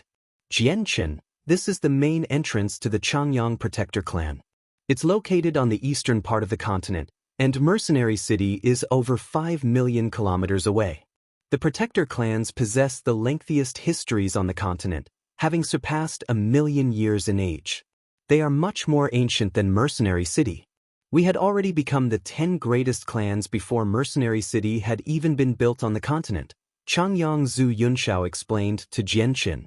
Although this was not Jian Chen's first time hearing about the Protector clan's lengthy histories, he still felt astounded by how long they had existed. Jian Chen, the 10 Protector clans of the continent all exist in other independent spaces. This space is described as a world by us, so it is a smaller world, no different than the Tianyuan continent, except for the fact that the energy of the world is much more abundant than the Tianyuan continent. As he said that, Changyang Zhu Yunxiao gently raised his right arm. A vast amount of energy shot out, before silently disappearing 100 meters away. The space there immediately began to ripple and 100-meter-tall gate suddenly appeared. A whole different landscape appeared on the other side of the gate. There were beautiful mountains and rivers, as well as various birds soaring through the sky and small beasts scurrying on the ground. It was a world virtually the same as the Tianyuan continent. Jian Chen, this is the largest gateway into our Changyang clan. It is called the World Gate, and it is rarely ever opened. However, whenever it is opened, it is because of a large-scale mobilization of the experts in the clan or because someone of great status has come. Changyang Zhu Yunxiao stared deeply at Jian Chen, wanting Jian Chen to understand just how the Changyang clan felt in regards to him. Jian Chen examined the World Gate, but he failed to find anything special about it after looking around. He also lost interest as a result. He said, "Great-grandfather, great-grandmother, let's go in." "Go in with my father and mother, Jian Chen. I'll be waiting outside," Changyang Zhu Yunkong said with a dark expression. "Why can't you come in with us, great-grandfather?" Jian Chen looked at Changyang Zhu Yunkong in confusion. His main reason for visiting the clan this time around was to help Changyang Zhu Yunkong remove the seal in his head. Changyang Zhu Yunkong gently sighed and said nothing. He was in a horrible mood. "Jian Chen, it's true that Yunkong can't go in. As soon as he enters the clan, the Emperor armament will lose control and lead to an utter disaster," sighed Changyang Zhu Yunxiao. Jian Chen stopped talking after hearing that. Holding Huang Luan's hand, he entered the clan with the old couple. The giant world gate also vanished once they passed through it. The independent space of the Changyang clan is divided into the outer clan and inner clan. "Jian Chen, I originally planned to take you directly to the inner clan, but since it's your first time coming to the Protector clan, I'll take you through the outer clan and help you understand the exact layout of the Protector clan. We're currently in the outer clan." This is where all the ordinary clansmen live. They are at the bottom of the hierarchy, and there are many of them, at least several million. They all live in this city built by this mountain. In the clan space, there are many mountain ranges and thus countless magical beasts. Many clansmen will move in groups, and once they step out of the city, they can be slain by these magical beasts at any time. A portion of the people who live in the outer clan have been weeded out from the inner clan due to their poor talent, while the other group were born there. They will all grow and cultivate in the outer clan. People of the outer clan are only able to enter the inner clan if they become a Heaven Saint Master or exhibit great talent, where the cultivation environment is much better. As a result, there are very few Heaven Saint Masters present in the outer clan since they have all been gathered by the inner clan. The members of the outer clan are no different than mercenaries on the continent. They hunt magical beasts for their monster cores so that they can cultivate and feed off their flesh. They will struggle all year round on the road to Heaven Saint Master, so quite a few outer clan members fall to the mouths of magical beasts every year. Jian Chen listened to Changyang Zhu Yunxiao's explanation as he flew toward the depths of the clan. As he passed over various mountain ranges, he would find a few members of the outer clan in intense battles with magical beasts. He could not help but think back when he was no different, trying to increase his strength. He killed magical beasts for their monster cores and ate them for food, paving a path out of magical beast corpses. He would live in forests filled with danger. Only those who had experienced this themselves could truly understand the difficulties. Jian Chen also saw the city mentioned by Changyang Zhu Yunxiao as he traveled. It was not an extraordinarily big city. It was covered in the marks of time, having stood for countless years. However, it continued to stand strong, and it was encased by a powerful barrier to protect the people living in it. Jian Chen passed through the outer clan very soon and arrived at the inner clan. The abundance of the energy of the world in the outer clan could only be compared to some blessed lands on the Tianyuan continent, while it was several times more abundant in the inner clan. The rate of cultivation in the inner clan is equivalent to using monster cores. The energy of the world here is extremely abundant, making it several times easier to cultivate. Jian Chen sighed inside when he sensed the abundance of energy in the inner clan. A vast disparity existed between the inner and outer clan. At this moment, Jian Chen suddenly narrowed his eyes. Some disbelief filled his face. He saw a piece of land floating in the sky. The land was huge, several dozen kilometers across. It was as large as a king city.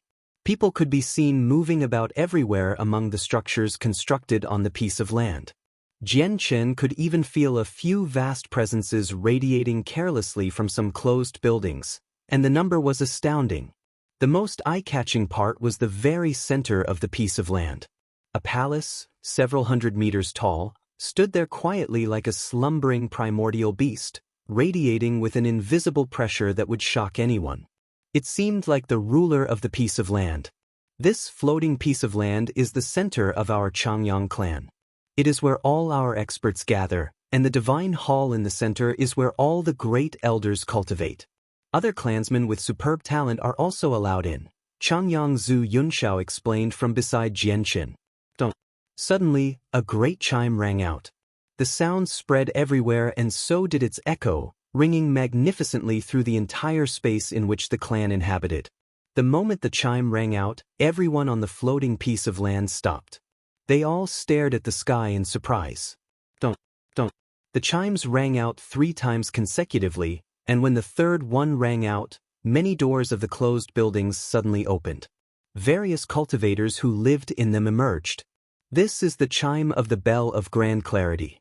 It was made to welcome valued guests, and it hasn't rung for 100 years. I wonder which valued guest has come to visit our clan. It must be a great elder of some other protector clan. The bell has chimed 3 times. The person must be someone who can raise storms. Quite a few discussions broke out among the people who emerged. The chiming did not stop. More, humongous sound waves swept through the space, reaching every corner of the clan. Very soon, it had chimed 6 times in total. A portion of the other buildings suddenly opened after the 6th chime. Saint rulers emerged as vast amounts of energy coiled around them. They stared at the sky in surprise, and one of them softly murmured, "It's been a whole century since the bell of grand clarity has rung. I remember last time, it was due to a visit from a great elder of the tyrant's blade school, and it only rang 3 times, yet the bell has rung 6 whole times now." Is the guest the Grand Elder of Mercenary City? Probably only the Grand Elder of Mercenary City could make the bell ring 6 times nowadays. Has he really come to visit our clan? A sagely old man said in surprise and suspicion as his beard gently floated. This time, the bell chimed once more, summing to a total of 7 chimes. The entire clan fell into an uproar immediately after the 7th chime. At that moment, everyone who lived on the floating piece of land emerged from their residences. Even the people who had entered life or death seclusion forcefully came out, staring at the sky in shock. The giant divine hall that silently stood at the center of the land originally only had 2 small doors open on its sides, yet with the 8th chime, its main entrance slowly opened up with a great rumble and a simple but desolate presence began to radiate from the door. It seemed like it had not opened for a very long time. Afterward, 6 people of various ages stepped through the door. They all stared into the distance with a smile, before moving together. They took to the sky, going up to personally receive the guest. The 6 of them were all great elders of the clan. With the 9th chime, a large number of people had appeared on the floating piece of earth. All of them were in shock. The 9th chime of the bell of great clarity was only present in the records of the clan. It had not appeared for several tens of thousand years already, because it usually would only ring 9 times to welcome Saint Emperors.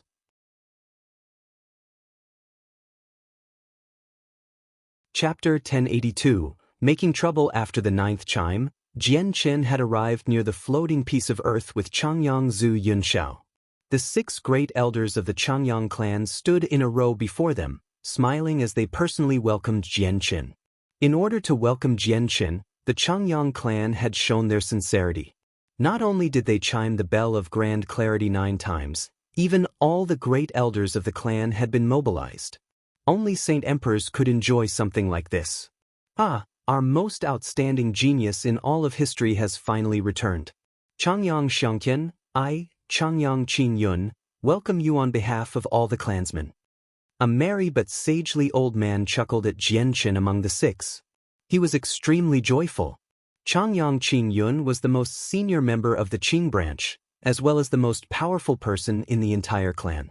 He was the only one who had reached the great perfection of Saint King in the clan, having been stuck at the bottleneck of Saint Emperor for many years now. Jian Qin, allow me to introduce the other great elders. Changyang Zhu Yunxiao stepped forward and introduced the remaining 5 people to Jian Qin. Jian Qin finally gained some understanding regarding the identities of the great elders with each introduction. Of the 7 great elders, there were 2 great elders from Zhu branch as well as the Yuan branch, while the Qing branch was the most powerful. They had 3 great elders. The great elders of the Zhu branch were the 2 people Jian Qin was already familiar with, Changyang Zhu Yunxiao and Changyang Zhu Xiao. The 2 great elders from the Yuan branch were called Changyang Yuan Wuji and Changyang Yuan Jinghua. Other than Changyang Qin Yun, Jian Qin had met the other 2 great elders of the Qing branch as well. One of them was Changyang Qing Juri, who had come to Lore City to obtain the Bright Moon Divine Hall, while the final person was the same great elder who had been trapped in the Bright Moon Divine Hall a few years ago. He was Changyang Qin Yunfeng. After Changyang Zhu Yunxiao's introduction, Changyang Qing Juri said, "Yunxiao, you should call him Changyang Xiangtian. After all, that's a more suitable name. Let's discard the name Jian Qin. From today onwards, there is only Changyang Xiangtian on the continent and no Jian Qin." Changyang Qing Juri's gaze towards Jian Qin hid an unperceivable coldness. Juri, you've put it well. Since Changyang Xiangtian has returned to the clan, we obviously should refer to him with his surname. Let's discard the name of Jian Qin today. Changyang Qing Yun agreed with a smile. Changyang Qing Feng Yun and the 2 great elders of the Yuan branch all nodded in agreement as well, approving of the suggestion very much. Changyang Zhu Yunxiao remained silent and did not comment, while Changyang Zhu Yunxiao furrowed his brows. A slightly troubled expression filled his face as he turned to Jian Qin, great-grandson, how do you feel about that? It was very rare for Changyang Zhu Yunxiao to refer to Jianqin like that, but he placed some stress on great-grandson this time. He seemed to be showing off to the great elders of the other two branches that the unprecedented genius who had been received by the 9 chimes of the bell was his own great-grandson. Jian Chen's face remained the same, and he replied without an extra thought. No, Jianqin is my name. I will not be changing my name. I do not oppose the name of Changyang Xiangtian, but it is only a second name. Jianqin answered unswervingly, leaving no room for discussion. His name was not something that could be changed just because they had said so. After all, the name came from the memories of his past life. The amicable smile on the great elders' faces quickly vanished. They furrowed their brows slightly and seemed to be displeased. However, Changyang Zhu Xiao stepped forward. The name is just a way of reference, so there's no need to pay so much heed to it. Plus, the name Jianqin has been used by my great-grandson for a very long time, and it's already renowned throughout the continent. How can it be changed so easily? The great elders of the other two branches no longer dwelled on the matter with Changyang Zhu Xiao's mediation. They all showed their consent with their silence. Jianqin was their junior, but the strength he possessed was something that even protector clans dared not to look down upon. Even when ignoring his strength and shocking talent, just the winged tiger god was enough for them to treat him carefully. Not to mention, Jianqin had the support of Rui Jin and He Yu, 2 supreme experts who could rival Saint Emperors. Great elders, since I have already come to the clan as promised, may I ask if the seal in great-grandfather Yunkong's head can be removed? Jianqin said. There's no hurry at all. Xiangyan, since you've returned to the clan, there needs to be a welcoming ceremony. We'll remove the seal after we hold this ceremony, said Changyang Qingjuri. In my opinion, I think we should first remove the seal in my great-grandfather's head before holding this ceremony. It's not like it'll take a lot of time. Jianqin held strong, putting Changyang Zhu Yunkong as the priority. Changyang Zhu Yunxiao and Changyang Zhu Xiao both gently smiled when they heard that. Meanwhile, the 5 other great elders all became stunned. They had all become rather unhappy with Jianqin's demanding tone time and time again. Although Jianqin's talent was great and his strength could not be underestimated, he was still their junior after all. As great elders of a protector clan, they had never been ordered around by a junior like this. Changyang Zhu Yunxiao gazed past the other great elders and a sliver of anger flickered through his eyes. He clearly said, the 7 of us made an agreement before. If Yunkong brought Xiangtian back to the clan, the 7 of us would remove the seal from Yunkong's head. Now that Xiangtian has returned, it's about time for us to follow through with what we said. Great elders, let's go remove the seal in Konger first, or wouldn't we be eating our words? The 2 great elders of the Yuan branch found what Changyang Zhu Yunxiao said to be reasonable. As a result, one of them agreed, all right, let's go remove the seal in Yunkong's head first. The 3 great elders of the Qing branch could only follow along since the Yuan branch had agreed. The 7 great elders all left the independent space soon after that, going to the outside world to remove the seal in Changyang Zhu Yunkong's head. Only Changyang Zhu Yeyun was left to guide Jianqin. Jianqin Huangluan, come with me. I'll go introduce you to a few important figures of the clan, smiled Changyang Zhu Yeyun, before descending with the 2 of them.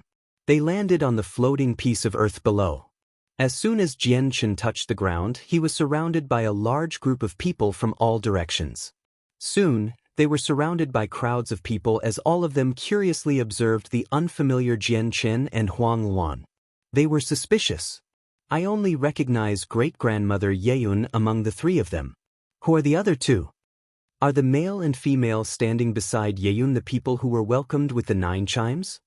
Even the reputed grand elder of the mercenary city has only received 6 chimes to welcome him, yet these 2 unfamiliar people are worthy of 9 chimes. Are they both Saint Emperors? I haven't left the clan in a very long time, but I do know a little about the outside. It's said that the Tianyuan continent currently has the Path Lord of Carnal Desires as its only Saint Emperor. Is this young man him, the Path Lord of Carnal Desires? Impossible, he's definitely not the Path Lord of Carnal Desires. When the beast god continent invaded our continent on a large scale before, I personally saw the Path Lord. That young man definitely isn't him. If he's not the Path Lord, then who is he? The surroundings buzzed with discussions as many people guessed at Jian Chen's identity. Changyang Xiangtian, it's actually you. Suddenly, a high-pitched scream rang out from the crowd. An elegant, middle-aged woman threateningly walked over with two ladies who possessed sculpture's K features and seemed to be in their 20s. Jian Chen turned to the source of the sound and recognized the three women with a single glance.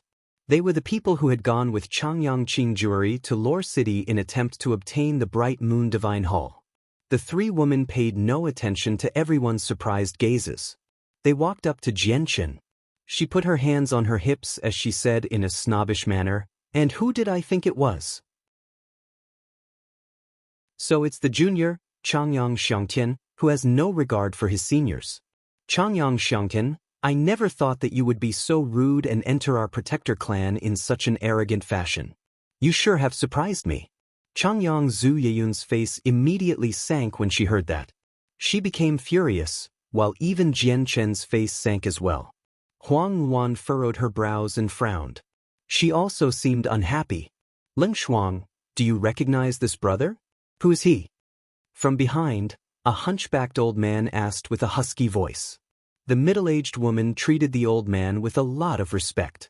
Her expression immediately changed and she mildly said, "Uncle Fangyu, you've been in seclusion for many years so you definitely won't know about Changyang Xiangtian. Changyang Xiangtian's the offspring of Changyang Zhu Yunkong who was exiled from the clan due to his wrongdoings. At such a young age, he completely disregards his elders just because he has some strength. He's arrogant, unlike the descendant of a powerful clan at all. Last time, when I went with Great Elder Juri, who personally went to the Tianyuan continent to visit him, this arrogant Changyang Xiangtian actually recklessly dismissed Great Elder Juri. How dare he? Yeah, Changyang Xiangtian has gone overboard. Doesn't he even think about who he is? Isn't he just a junior from someone that has been exiled from the clan? A mighty great elder of a protector clan would lower himself and travel great distances just to visit him in the tiny Lore City. Sure, Changyang Xiangtian has no idea about what is good for himself, but he actually behaved so disrespectfully, dismissing Great Elder Juri who is admired by everyone. He cannot be forgiven, one of the younger women spoke righteously as she pointed at Jian Chen.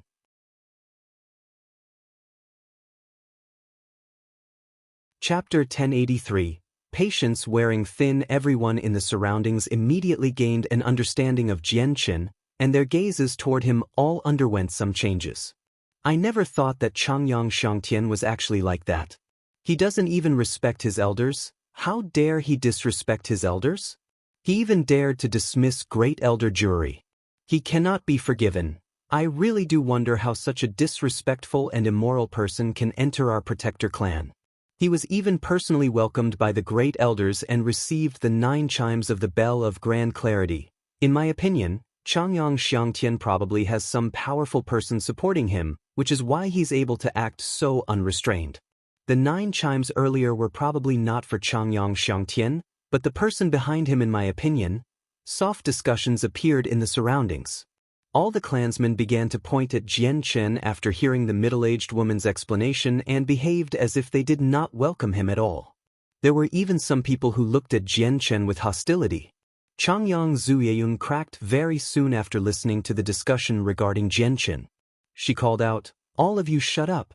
Not only is Changyang Xiangtian the most outstanding genius of our clan in all of history, he's a valued guest of the clan at the same time. Someone who is welcomed by 9 chimes of the Bell of Grand Clarity isn't someone you can make judgments on so easily. Yin, I know that Changyang Xiangtian's a descendant of your son Yunkong. This is why you're protecting him. To be honest, if Changyang Xiangtian, this disrespectful, arrogant person, wants to remain in the protector clan, I'll be the first one to disagree," the middle-aged woman coldly replied. She seemed to think of something and gently sighed. I wonder if the esteemed great elders have become confused today or not, to use 9 chimes of the bell to welcome a disrespectful junior who even dares to dismiss a great elder. Changyang Zuyun became so furious she began to tremble. Her face was bleak as she glared at Changyang Qing Lingshuang. She coldly said, "Lingshuang, the only thing that is respected on the Tian Yuan continent is strength. Changyang Xiangtian has the ability to dismiss anyone in the Protector clan, and with his current abilities, he should be enjoying a treatment like the 9 chimes.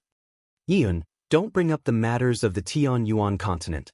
Why don't you open up your eyes and look at where we are? This is the Protector Changyang clan, not some Tian Yuan continent," Changyang Qing Lingshuang coldly responded. She thought inside, "Changyang Xiangtian, don't think that just because you have some abilities, you can overlook us seniors. I've already shown you enough respect back in Lore City, yet you didn't appreciate it at all and are showing no respect to us seniors again.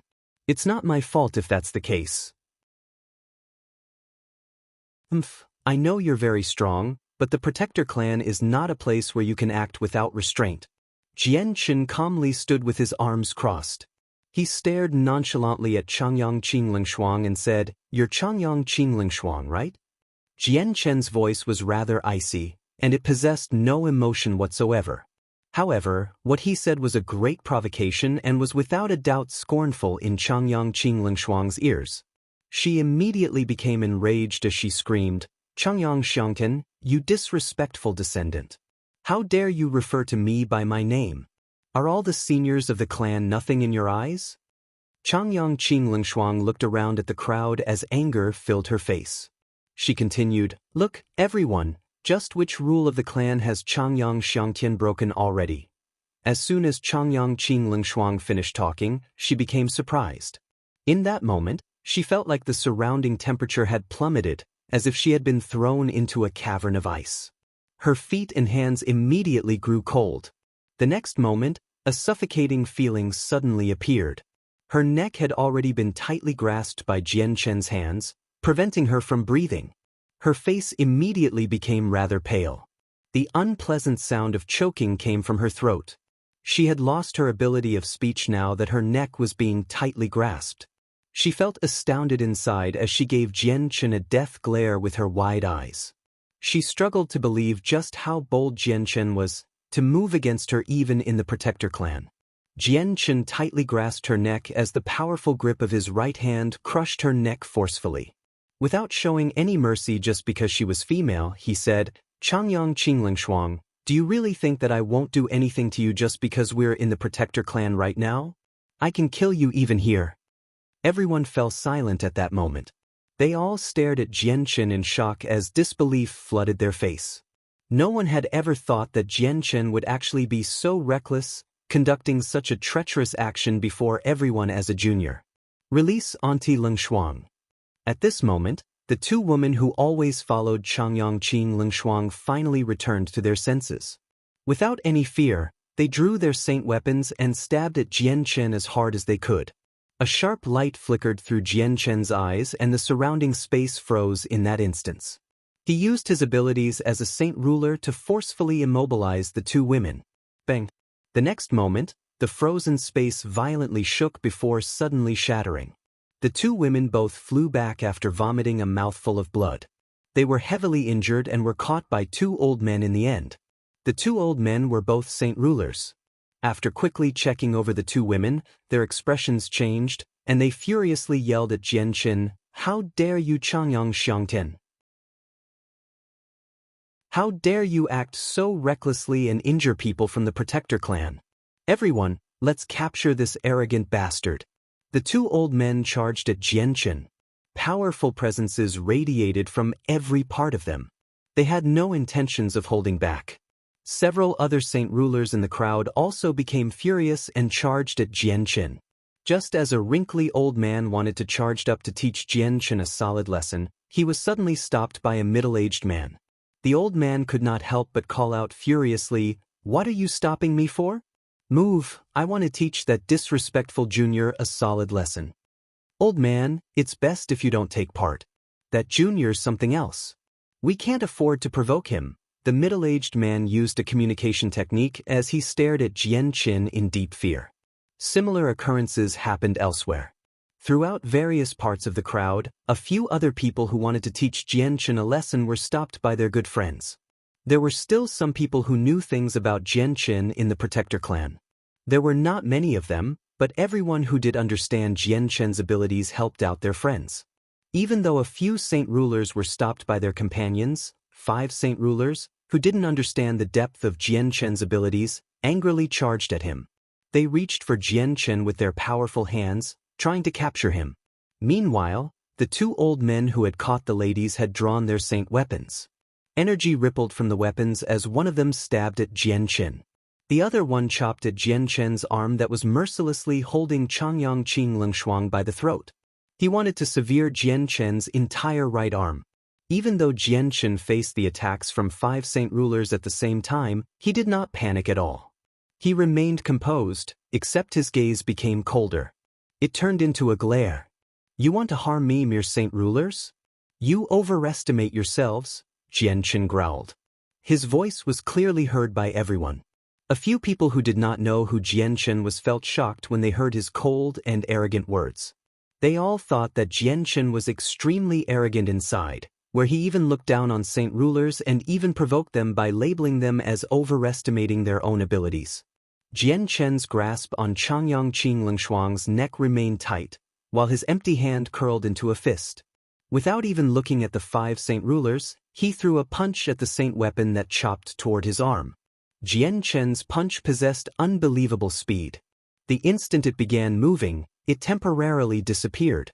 The punch contained Jian Chen's 9th heavenly layer comprehension of space, so it contained spatial force. It struck the saint weapon instantly. Bang! The collision made a muffled sound. Jian Chen's fist was like a tough piece of diamond. His fist remained unscathed after colliding, while the saint ruler was blown back along with his saint weapon.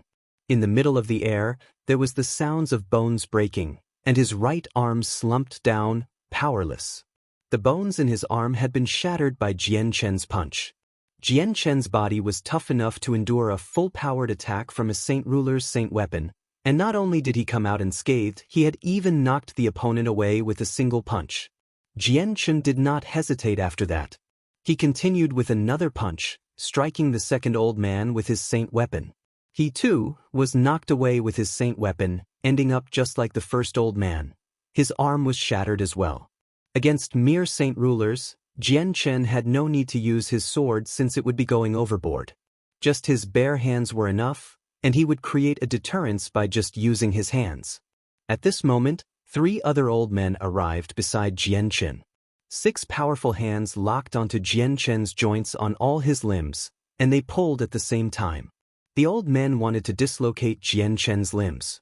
But the next moment, all 3 of them became astounded. Shock flashed through their eyes. They suddenly discovered that they did not feel like they had grabbed a joint but a piece of steel instead. No matter how much force they used, they could not move them at all. With their strength, even if it was a piece of steel, it would immediately change shape just with their grip. Yet Jian Chen's bones were actually countless times tougher than steel. Their fingers had even begun to ache slightly from their use of force, yet Jian Chen's bones did not move at all. My God, what is this body? Probably even magical beasts don't have a body this tough. The 3 old men all became extremely shocked. You're tuning in to the Passion Pages YouTube channel. We're so grateful for your support, and don't forget to subscribe to join us on this incredible journey through captivating stories.